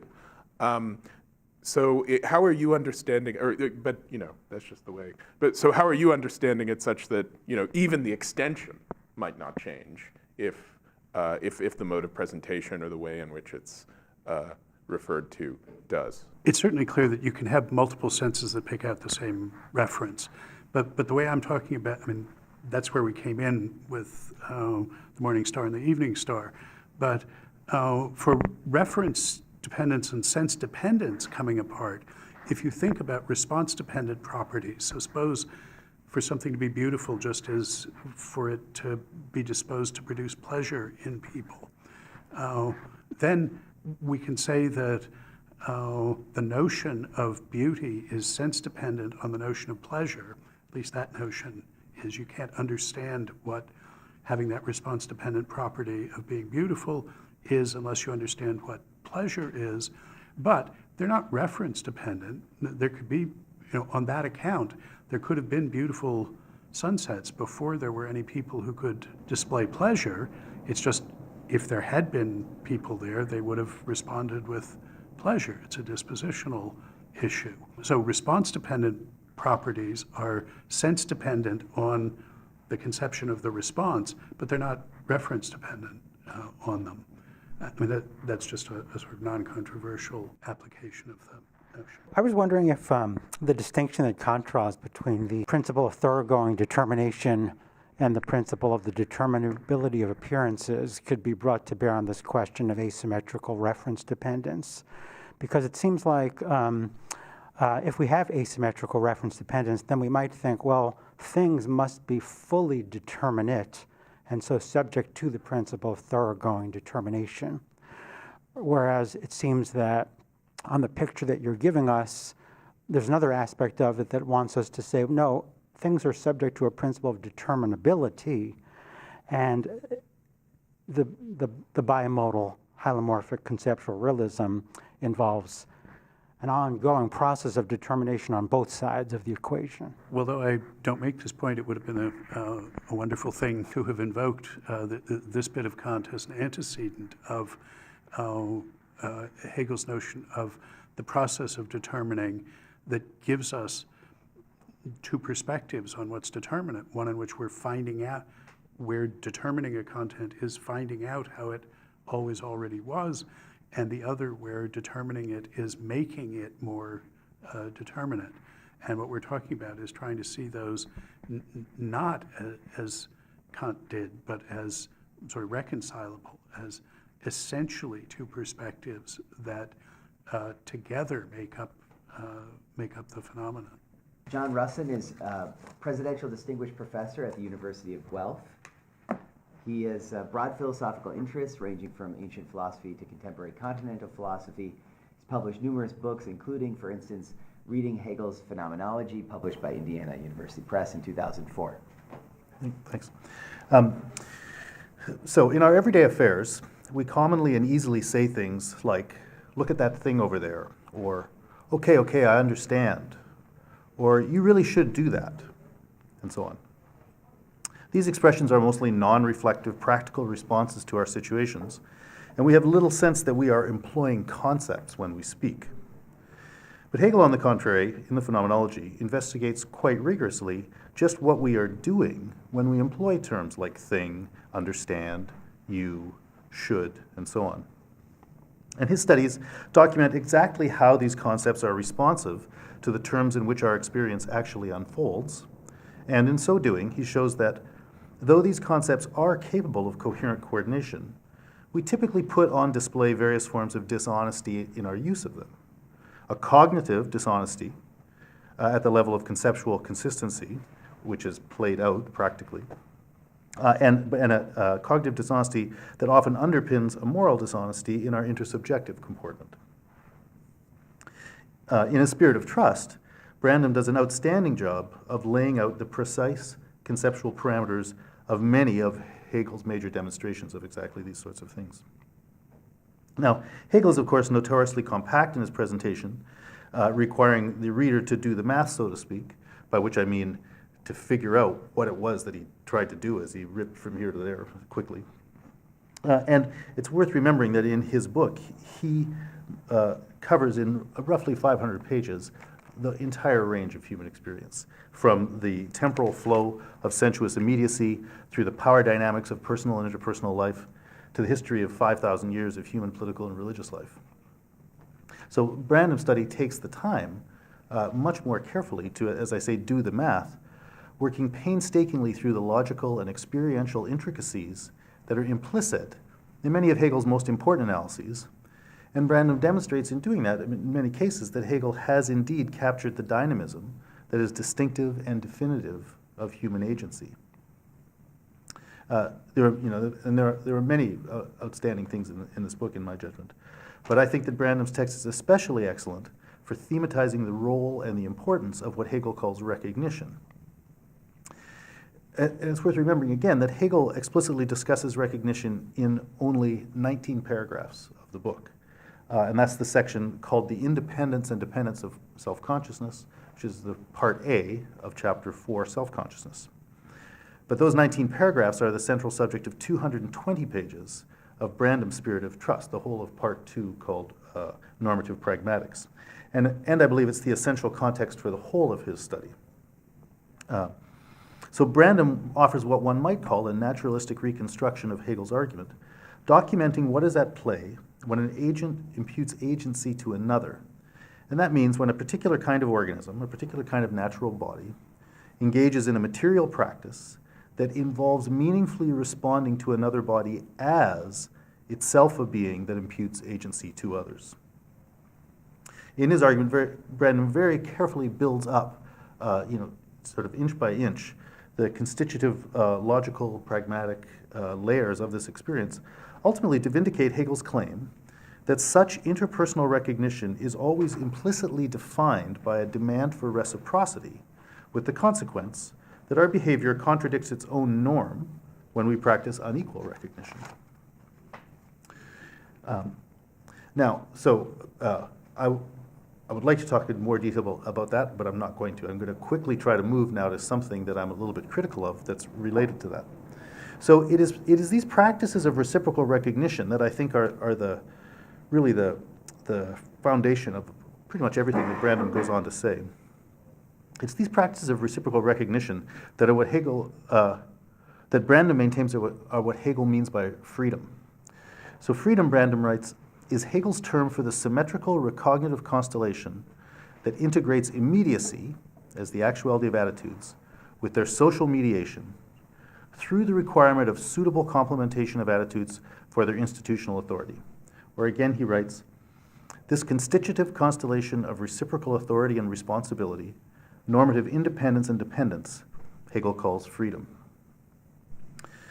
Now, in emphasizing that word freedom, Brandom is responding to a shift in Hegel's own language from part A to part B of the self-consciousness chapter, the shift from the independence and dependence of self-consciousness to the freedom of self-consciousness. And he is assimilating that shift in terminology to the fact that, as he has, I believe, correctly shown, part A demonstrates that self-consciousness is only properly realized in situations of reciprocal recognition. It's here, however, that I have a challenge to Brandom's interpretation of Hegel, and which is, in a sense, a textual matter, but I think there's a deeper matter. Correspondingly, I have a challenge to an aspect of his analysis of our experience.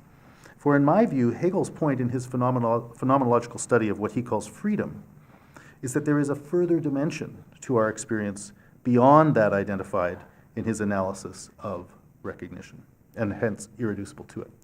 And let me add one more thing. This book, as you might expect by the size of it and the author, is characterized throughout by subtlety and precision. So now I'm going to say something about two paragraphs that's very big and substantial. It's not going to be subtle and precise. So there is it's kind of ham-fisted, really. But I really want to emphasize that the book is the opposite. The book is profoundly careful. So I may turn out just to have missed the point. In any case, Brandom's interpretation of this section, the section Hegel calls freedom, which is where Hegel talks about stoicism, skepticism, and unhappy consciousness. Brandom's interpretation echoes Kojève's interpretation of these as what Kojève calls slave ideologies. Brandom writes, these are the forms of the ideology of mastery that become available to the subordinates in traditionally recognitive asymmetrical constellations of power and normativity. In other words, stoicism and skepticism and unhappy consciousness I think are really understood as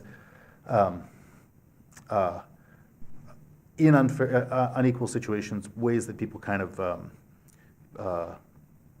almost like defense mechanisms, ways that people kind of deal with that structure without really addressing it. I don't think that the analysis in Kojève is correct, and relatedly, I don't think the analysis in Brandom is correct about that, because I think it fails to grasp both the structure of Hegel's argument, but also the experiential weight of the phenomena that Hegel is trying to study in his discussion of stoicism, skepticism, and unhappy consciousness. So scholarly matters of textual interpretation aside, this issue is important because it is a matter first of the accurate description of the form experience actually takes, and hence of the explanandum, and consequently, it's crucial to determine what will count as satisfactory explanans.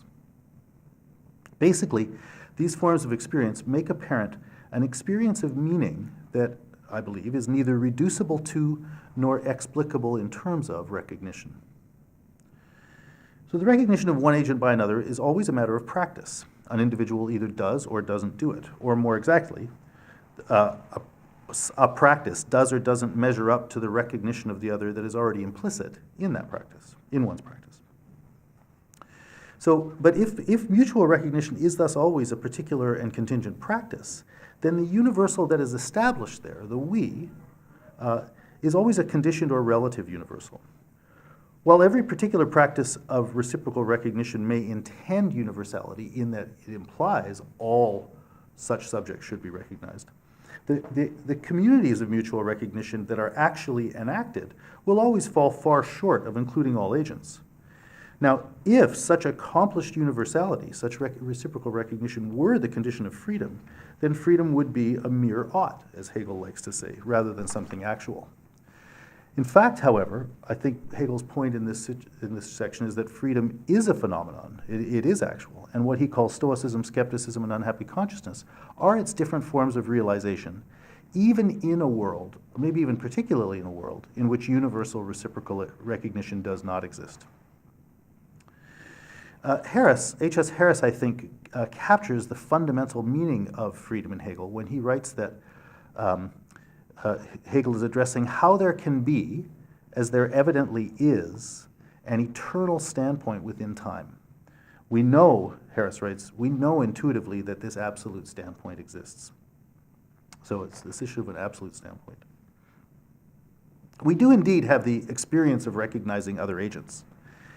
And it is the practical and the epistemic conditions implied by the fact of this experience of recognizing other agents that Hegel and Brandom articulate in the study of the independence and dependence of self-consciousness. But we also have the experience of recognizing truths, the meaning of which by definition exceeds any possible experience. This is what Harris means when he refers to the eternal standpoint. And this, it seems to me, is what Hegel studies in Part B of the freedom of self-consciousness. When we make moral or mathematical claims, for example, it's integral to the meaning of these claims that they apply infinitely, which is to say beyond the limits of our own finite experience. And this is part of what it means to say that we experience these claims as necessary. And as Kant and Descartes showed with respect to mathematical and moral claims, the condition for our experiencing of the necessity of these claims is precisely our freedom. And that's where I think Hegel's term is coming from.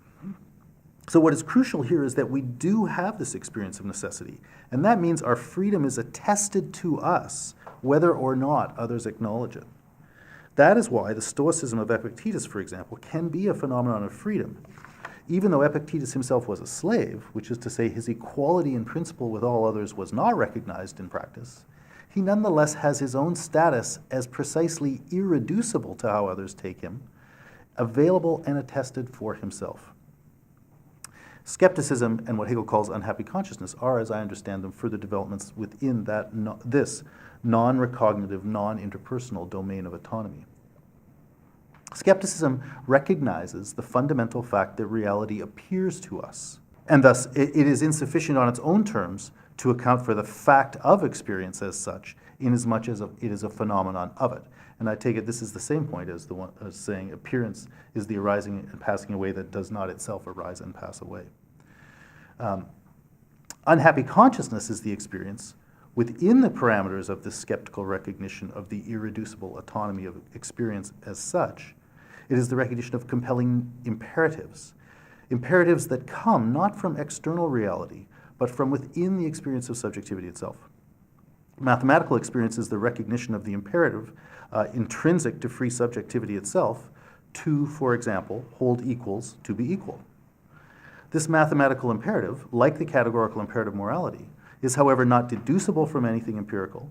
It is on the contrary a norm to which the empirical is held, nor is it truly realizable empirically, inasmuch as there are ultimately no unambiguous empirical examples of equality.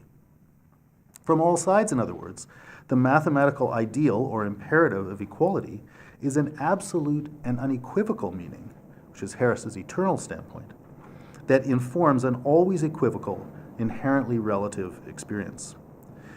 It is thus a form of experience that in principle is irreducible to, and hence inexplicable by, the terms of empirical or natural life. This, I believe, is the meaning of freedom in Hegel's phenomenology. It's precisely the fact, definitive of our experience, or of our reality, that the form our experience takes can never be adequately explained from the ground up, so to speak, in terms of our empirical engagement with nature, or even with other self-conscious. So that's the main point I want to make, that it seems to me Hegel is documenting a dimension of meaning that happens in experience that is not reducible to, among other things, recognition. And then a last quick thing about the book more broadly. This challenge I'm making to Brandom's interpretation of freedom in terms of recognition also leads me to challenge one other claim from A Spirit of Trust. Brandom's interpretation centrally revolves around a distinction he imputes to Hegel between modern and traditional interpretations of normativity, which he began by mentioning. And I believe he's right to assert that there is such a distinction, and he's right to assert that Hegel's argument pivots around it. But I understand the distinction a little bit differently than he does. Brandom relies on the notion of recognition to explain this, and he interprets ancient and traditional culture as recognizing the commanding authority of norms without acknowledging the weight of the subordinate perspective that attributes authority to those norms. And he interprets modern culture as recognizing the authoritative power of essentially individualistic practice of positing norms without sufficiently acknowledging the sense in which that individuality is itself dependent upon the recognition of norms. Now, I think that point is, in fact, fine as far as it goes, but I believe Hegel's analysis actually goes a little bit farther and depends as much or more on the notion of unhappy consciousness that I've been introducing here as explanation. And I think that Hegel's point is that modern culture has recognized not that individuals make norms, and that term make is one that Brandom uses, but that individuals are the kind of being for whom absolute norms are meaningful and compelling. The failing of ancient culture, I believe, is that it does not recognize the irreducible autonomy of unhappy consciousness, whereas the failing of modern culture, I believe, is that it does not recognize the essentiality of recognition. So anyway, broadly, I mean, the book is great, but I think this is one issue in Hegel's analysis of self-consciousness that I think goes in a somewhat different direction than I think Brandom is taking it. Thanks. Let me just say something about freedom and recognition. One place to start is Kant's view in the second critique that we should understand freedom in terms of responsibility, that wherever there's genuine responsibility, a normative status, there's freedom that goes with that. This is by contrast to empiricist ways of thinking that think they already understand freedom in terms of determinism and are going to read off whether we can be count as responsible for anything, exploiting something like the same connection. But Kant is also vastly impressed by Rousseau's claim that subjection to a law one has laid down for oneself is freedom. And so Kant combines these with the idea that freedom is the capacity to undertake normative statuses, to be bound by norms, to be responsible, but it's only intelligible if that's the capacity to bind yourself by norms. That's the way freedom can consist in constraint by norms as long as it's a form of self-binding. And as I read him, Hegel comes along and says, yes, that's true, but it's not something you can do all by yourself. The normative status requires not just that you acknowledge a responsibility, but that someone holds you responsible for it. Those are the two recognitive attitudes. I acknowledge, but in acknowledging, exercising my authority to acknowledge a commitment, I am authorizing you to hold me responsible. I'm making myself responsible to you, and only in that way can there be some determinate content to the content is the thought. If whatever seems right to me is right, then there's no talk of right or wrong, here Wittgenstein says. So that's why the institution of the paradigmatic normative status of being committed or responsible has to involve this reciprocal recognitive relation, authority on one side, responsibility on the other, but reciprocal authority and responsibility.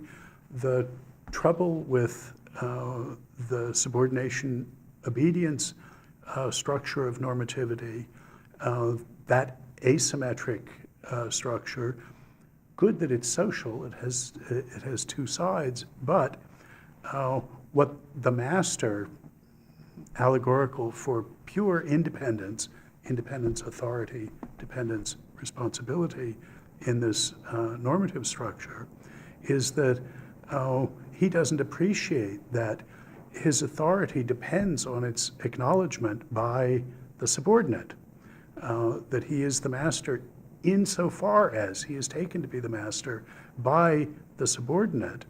The master, construing himself as purely independent, as autonomous, doesn't acknowledge the authority of the one he's making responsible to him, the subordinate. This is the sort of deep connection between authority, responsibility, recognition, and freedom, as I see it. And it's very important for Hegel that for that responsibility or commitment, whether it's empirical or practical, to be determinately contentful, the one who is undertaking the commitment cannot be sort of solely authoritative about what they've made themselves responsible to, what they've committed themselves to. And he understands that determinateness as incorporating contingent, immediate actuality in the form of the attitudes that people actually adopt into the content of our commitments. That's how they become determinate. But that means that what your normative statuses are in the first instance depend on what community you have instituted, who you've recognized, who's recognized you, what they hold you responsible for. It isn't absolute, it isn't eternal. Recognitive communities are essentially local and concrete. So does that mean that our freedom is entirely contingent on the actual attitudes that our fellows adopt to us, or is there a higher point of view, a more absolute point of view? And here I think Hegel thinks absolute knowing, alarming phrase from the end of the book, the form of self-consciousness that we're to arrive at by the end of the book, is to see that in engaging in discursive practice at all, in undertaking commitments, doxastic and practical, making judgments, performing intentional actions, we're implicitly acknowledging commitments that run beyond our particular recognitive community. We're implicitly acknowledging the authority of all the other discursive practitioners, even the ones that we're not standing in concrete recognitive relations with. And the ultimate imperatives that we share, the ultimate commitments that we've got, Kant would call them moral commitments. Hegel doesn't like that term for these, but these are geist constitutive commitments, are the ones that get unmasked as implicit in engaging in discursive practice within a concrete community at all. And by the end of the book, we're supposed to acknowledge these.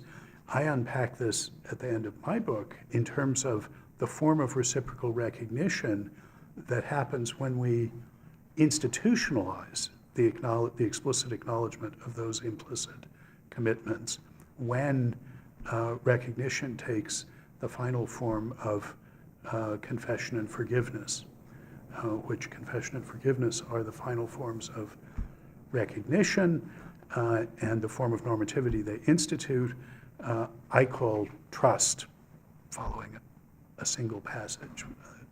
Hegel doesn't emphasize this. But it's by unpacking these commitments that are implicit in being discursive practitioners at all that one can see philosophical vocabulary as the form of semantic self-consciousness, and can see how semantics can have an edifying significance, can make a difference to our actual practical recognitive relations to each other as we institutionalize and so actualize the explicit acknowledgement of these implicit commitments. I would just try to clarify a little bit where I'm imagine myself to be saying something a little bit different. So picking up on these things you said at the beginning, the remark from Rousseau about our about the capacity to bind ourselves by norms and so on. And coupling that with your remark that that's not something you can do by yourself, you must be held responsible by a community and so on. I think that's exactly right. So I guess in the context of norms and commitments and so on, I see Hegel as identifying what we might call a kind of horizontal dimension and a kind of vertical dimension. So the I can't do myself by myself insofar as I need this involvement with others. That's what I would think of as essentially the horizontal dimension of recognition. But that I is already non-uniform. And this is what I think the point of unhappy consciousness and skepticism and so on is, that I find myself already in a way split internally, such that I am a kind of recipient of meanings that are not coming to me externally. They're not empirical in that sense. So in that sense, we would say they're coming from myself, but they're not things that are under my control. And that's where I invoke things like a mathematical imperative to hold things equal or something like that. It seems to me that Hegel's analysis of freedom is working around that, the way that the I finds itself internally split, such that it is always in a position of answerability to norms, while at the same time being, so to speak, externally split, in that the I is always involved with others, and from neither side is the I or the ego simply a matter of self-defining self-possession. The realization of who we are and the realization of the meaning of those norms is always going to have to be carried out interpersonally and intersubjectively in communities of recognition and so on. I think what you say is right on, but I think that Hegel is identifying within any experiencing human self-conscious subject a basic experience of receptivity to meaning that is not reducible to those relations of recognition, even though it can only be realized in those relations of recognition. So that's just an attempt to focus more on where I'm coming at. I think you're right that I don't make anything of the internal split of the I that you're seeing. And let me just acknowledge that though I have stories about skepticism, stoicism, and the unhappy consciousness, that section of the book doesn't do any serious work in advancing the argument that I'm seeing the book is making. My discussion of that is sort of pro forma. So here's how you can read it, given what I learned from the first part of chapter 4. And you're suggesting that there's real work being done there, even within the context of the sort of enterprise SAM is engaged in, that I'm just not making anything of. And you could well be right. Okay. Sebastian Stein is a research associate in philosophy at Heidelberg University. His interests include ethics, political philosophy, metaphysics, Kant, and post-Kantian idealism.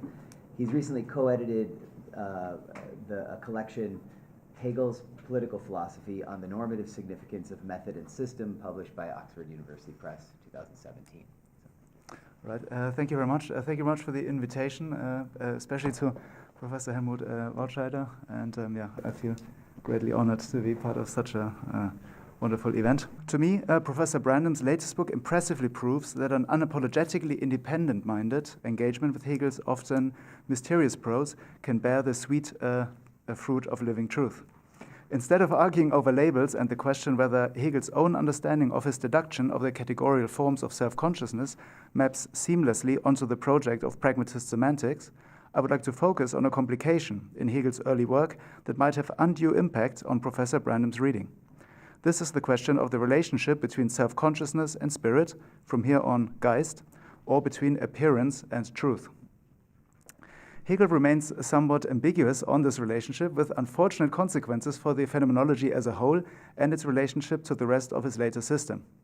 Professor Brandom's reading seems to take a stance in favor of consciousness and against geist in a manner that could place him at odds with Hegel's project and potentially his own. Throughout his book, Professor Brandom grounds his narrative on the theoretical and practical undertakings of particular self-conscious subjects. They use language, mutually ascribe norms, intentions, recognize each other, take epistemic stances, make inferences, historically recollect, and etc. Self-consciousness, understanding, reason, etc. is something they have. There might be facts without them, but no sense to these facts. Also, the meta-concepts of self-consciousness are categorical forms that apply to self-conscious, particular agents and their thought and action. To Professor Brandom, geist thus remains conceptually dependent on self-consciousness in the sense that geist is the historical and social context of prioritized self-consciousness. Professor Brandom seems committed to this stance throughout the book and states, quote, "Nor does the objective world owe anything to the thinking activity of any supersubject called geist." This approach has manifold textual and conceptual grounds. After all, Hegel's work is called the phenomenology of geist, not geist as it is in and for itself, or the philosophy of geist.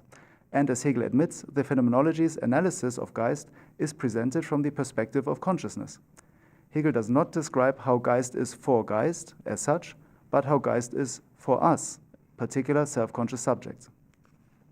And yet, this still means that the phenomenology's analysis of consciousness and the development of its forms is truly an analysis of geist. It is geist that appears as consciousness, self-consciousness, reason, etc. Each category is more concrete than the previous one until geist comes to itself, witnessed by a self-conscious thinker who himself is an aspect of the geist he describes. To Hegel, geist is thus not a name for the historical and social context of particular Kantian self-consciousness, as Professor Brandom claims. Instead, geist is the ontological truth of self-consciousness. It is a self-transparent, manifest ground, the active condition of its possibility.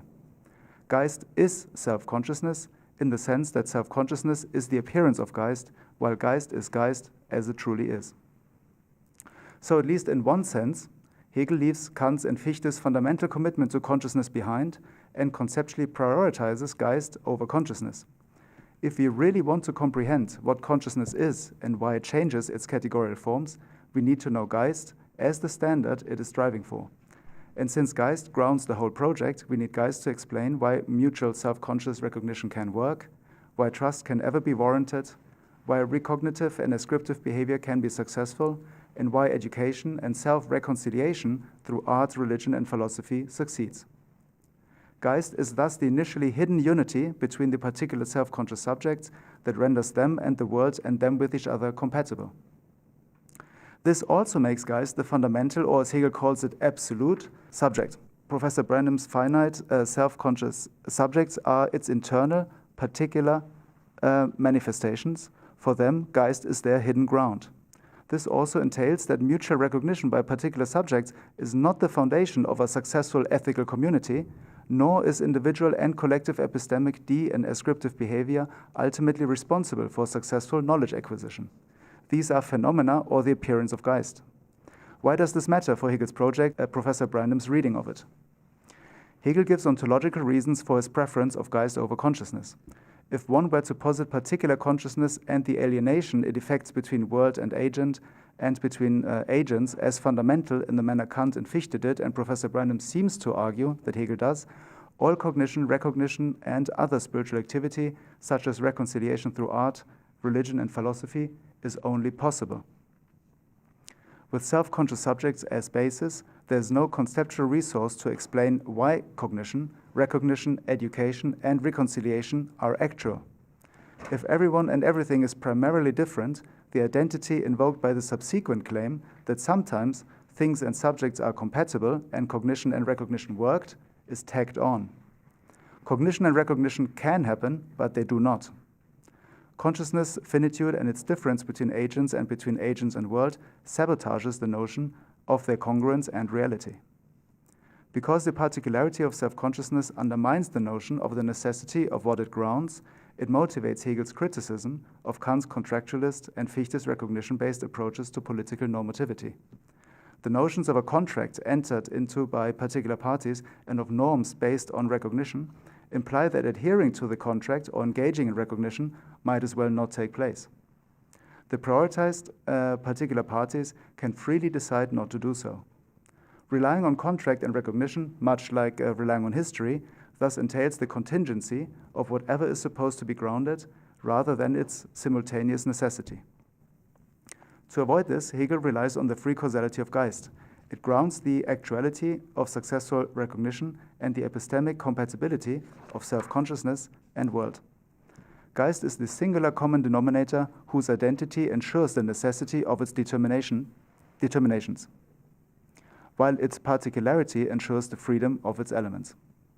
It is what is always already there, is shared by all self-conscious particular subjects, and is objectified in the world. Subjects can cognize and recognize each other because they are geist. Knowledge is achievable because geist unites word and subject. Recognition takes place because there are institutions and norms of objective geist, not vice versa. At the same time, the independence grounding difference between subject and world and between recognizing subjects, and thus the possibility of the failure of cognition recognition, is also part of geist's free causality. The subject and the world are compatible because both are geist, and particular subjects do recognize each other as equals because they are geist. As in necessity, the differentiated elements share an identity. At the same time, as in the case of contingency, each element retains its particularity. The cognizing subject is irreducibly subjective, the world truly objective. The recognizing subjects are different from each other. Geist's unity might remind some of Spinocism and trigger the worry that it undermines the particular subject's freedom and relative independence. However, as Hegel insists in the introduction to the Phenomenology and in his later works, Geist's freedom is not defined by substance's necessity, but by the concept's free causality and its moments of universality, particularity, and individuality. Instead of prioritizing universality's identity over particularity's difference at the expense of the latter, in the way Hegel thinks Spinoza's necessary substance does, Hegel's Geist speculatively unites universality and particularity. They are simultaneous in Geist's individuality. Geist is universal and particular at once. It is one in being many, independence, and many, independence, in being one.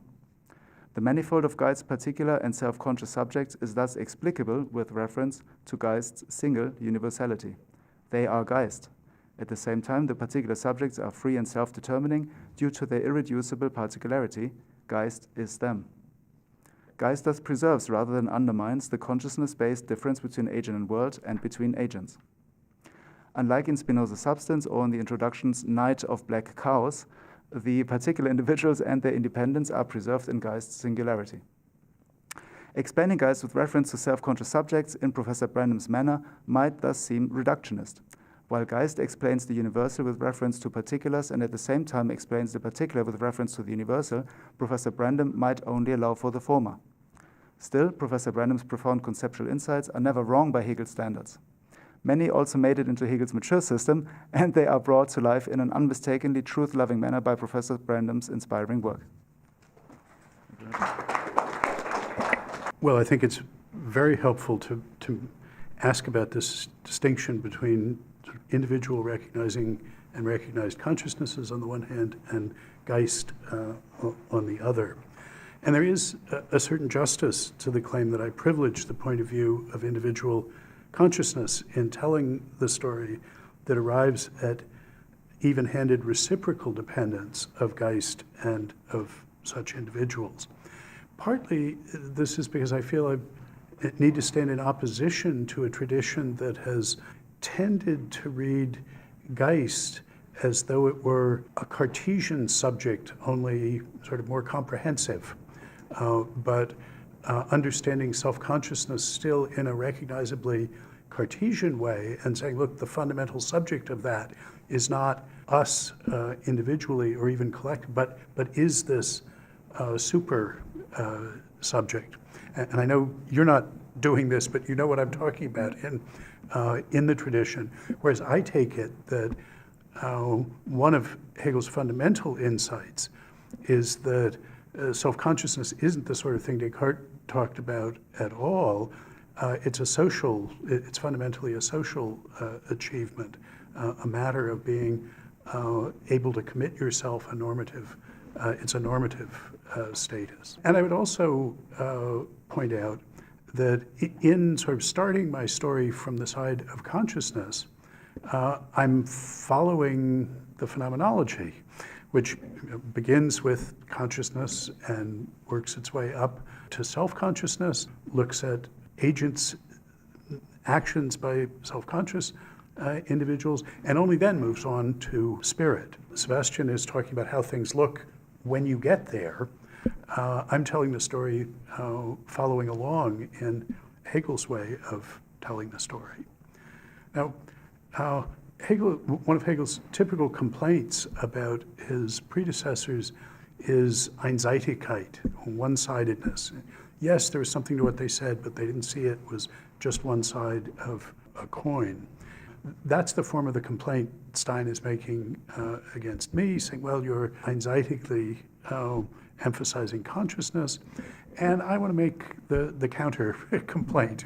We both want to have both of them in view. I think everything Sebastian is saying about Geist is correct, except for the thought that you aren't entitled to say those things at the end of the day if you take the path that I'm taking.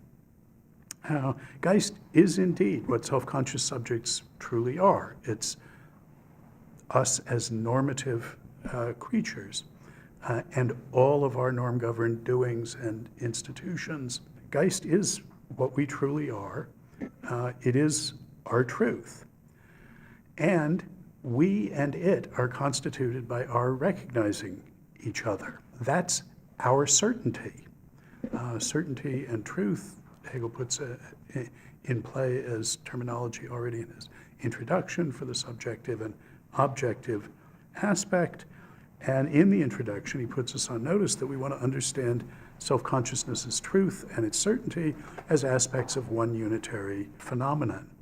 The particular living organism becomes a normative subject by partaking in an always already up and running normative community, but the sum total of our norm-governed activities and institutions, Geist, is also produced by what individuals do, by their actual attitudes and practices. In a slogan that's particularly important to me, something that's important enough to Hegel that he quite unusually repeats this slogan within a couple of pages, he says, Sprache is the Dasein of Geist. Language is the concrete existence of Geist. It's the medium of recognition. In one sense, it's prior to speakers. We always come into a language. On the other hand, it's our practices, practical attitudes, and actual performances, us as individual speakers, that make the language what it is, that determine conceptual contents. Langue and parole are two aspects of one phenomenon. They stand in relations of reciprocal presupposition with one another, and that's the way I think we should think about, that's the model, I think, that Hegel recommends for us thinking about Geist. Yes, that's Sprache. I mean, I say it's a model because our social institutions are not purely linguistic, though that articulates them, but the model is language and the activity of individual speakers. And it's true, I follow Hegel in thinking of, in approaching this from below, from Anerkennung. One could approach it from above, from the Bildung, by which individual subjects become acculturated and get into it, but we're going to the same place. Let me just close by saying there's a related complaint that I'm more nervous about, sort of the justice of. Here it seems to me we can accept that there are these two perspectives and necessarily two perspectives on Geist and self-conscious individual subjects. Hegel complains about all of his predecessors as using meta-categories that he characterizes as Verstand, taking Kantian understanding as his slogan for them, and recommends, the way he characterizes his own meta-categories, ways of thinking about categorical meta-concepts, as Vernunft. that's the dynamic conception that involves this new way of thinking about determinateness and so on. And there is a sense in which I'm trying to reconstruct the meta-categories of Hegelian Vernunft using raw materials drawn from Kantian Verstand. And insofar as that's true, that's something Hegel would have insisted was impossible, that one needed to make a jump, a Gestalt shift, in order to get to Vernunft. And I would say, well, let's look and see how much of Vernunft I've managed to reconstruct, but I am sensitive to the justice of the objection that there's something suspect methodologically about trying to reconstruct Vernunft using basically the conceptual raw materials of Verstand. I mention this because I think it's a cognate worry to the one, though you didn't put it this way, to the one that you have. Would you say that one needs Vernunft in order to comprehend this unique causality of Geist in the sense of this simultaneous interplay of the particular individual consciousness and the universal dimension of Geist? Would you say that one needs the method of speculation or of Vernunft in order to comprehend this, and that Verstand that Kant relies on is ultimately inadequate for grasping this, or would you differentiate this? No, I would agree with that. What I'm interested in is sort of the fine structure of that Vernunftig understanding of discursive practice and normativity. Mm-hmm. To go back to the realism-idealism issue for a second, whether you would accept the following story, because I agree with almost all of your story. I just think there's an issue with the point that Sebastian started with, your claim that the sort of objective world doesn't change at all or something along those lines. It's supposed to be a sort of core realist point. And I'm wondering if, when you make this switch from starting out with basic reference, like having to do with copper, and then you move up to the ideal senses as the reference, whether what you really should be doing is talking about how the objects themselves change. I mean, I know you're not a huge fan of that description in the introduction, but I wonder if you can kind of get around or fit into your richly nuanced project a shift in the kinds of objects as we go through this phenomenology, from thinking about basic facts that we can make assertions about as ordinary objects like copper, to taking the objects to be other individual living beings, to actions themselves, to communities, that those are the objects.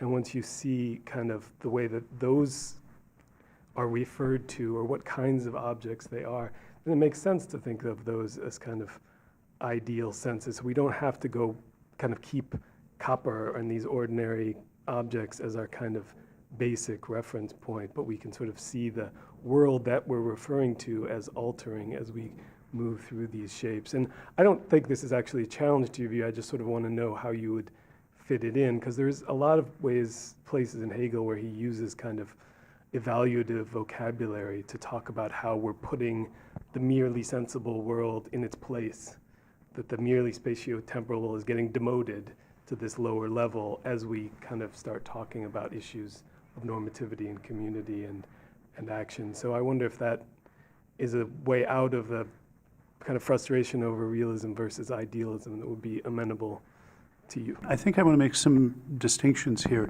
I mean, you said I wasn't a fan of the bits at the end of the introduction where he talks about the emergence of the new true object, or says, look, because of the intimate relation between a knowing and its objects, when the knowing changes, so does its object. And specifically on that point, I want to say, no, it's not that I'm not a big fan of those passages. I think they've been radically misunderstood, that the change, the emergence of the new object is a change in the status of, the normative status of the object, from its being to consciousness what things are in themselves, to its being to consciousness merely an appearance of what things are.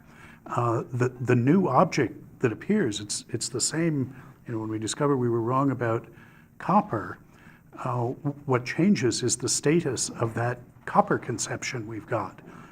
From being to consciousness, the way we take things really to be, to our realizing, well, there may be some truth to it, but it's an appearance of some other reality. Now, that isn't saying, as it were, that the copper out in the world is changing. That's a change in the status to us. Now, I wanted to make a distinction. As we go through the consciousness chapters, we learn more about what's implicit in our conception of the objective world. So instead of conceiving of it as immediate, instead of conceiving of it as essentially observable, instead of conceiving of it as consisting in atomic facts, we come to see that we're implicitly all along committed to a much more holistic view of it, that the notion of facts is intelligible only in a context in which they stand in law-like relations to one another. So our conception of the world are the categories that we're using to become conscious of it develop in that way. That's all intelligible as the revelation of how things were all along. We recollect that history, and it's as our realizing that implicitly we were all along treating it as an organically unified world articulated by lawful relations. And we come to realize that applying any of those categories, conceiving of the world in any of those ways, is something that's intelligible only in a context in which we think about us as referring, classifying, asserting, and inferring and explaining. And so if we really want to understand that conception and the world that it's a conception of, we've got to think about those discursive activities of ours, so we're off to self-consciousness. None of that, I think, needs involve the picture of copper as changing. Our conceptions do, and sort of metaphysically challenging idea is that when we've become fully self-conscious of how this process works, we realize that the very idea of our having an adequate conception of copper is unintelligible. It depends on false commitments, but that the way things are sort of in the vicinity of copper, we found out a lot more about, and our determinate concepts incorporate a lot more of the way things really are, but we have to get past thinking of all that as somehow shining more light on something that's sort of there in the Kant, Frege, Verstand, determinate sense. Circling back to a comment that you made maybe 40 minutes ago now about absolute knowledge at the end of Phenomenology of Spirit, I was wondering if there's any sense in which from the standpoint of your program, you could endorse an idea that's in any sense connected to it. I'm thinking, going back to a really early essay of yours, I think Freedom as Constraint. Constraint by norms. Freedom as Constraint by Norms. You talk about I'm not sure if that's the first place, but that's one of the first places that I've encountered the distinction that you make between identifying an event as just an event versus a free action in terms of, basically in terms of whether or not that the agent is part of a participant within a kind of recognitive community. So we're apt to, if we're apt to describe that event in terms of some kind of causal story, then not. But if we're apt to translate it, then perhaps this event is an action or something along those, botched it horribly, but something along those lines. But it was this idea of translation. I'm wondering if it's conceivable to imagine a language, a kind of meta language into which all of our social practices could be translated into, or perhaps as a kind of a regulative ideal. If, say, in the evolution of geist, you can at least at the end conceive of a meta language or a set of social practices that would be, in some sense, historically constituted, though universal enough to, I don't know, comprehensive enough to include something along those lines. Is that even an intelligible idea on your account? There's a couple of issues that you're raising, I think. So one is, I mean, Hegel is the origin of our sort of distinguishing things that have natures from things that have histories. And the idea that you're treating something as a thing that has a history if you translate it.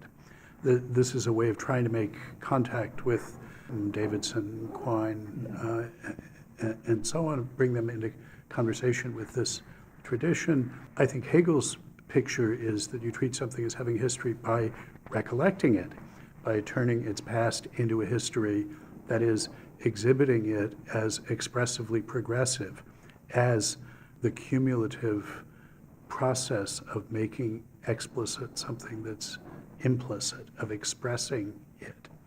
That's a richer notion than sort of Davidsonian translation, but that's the way you treat something that can talk, or anyway, something that is geistig, is by recollectively recognizing it.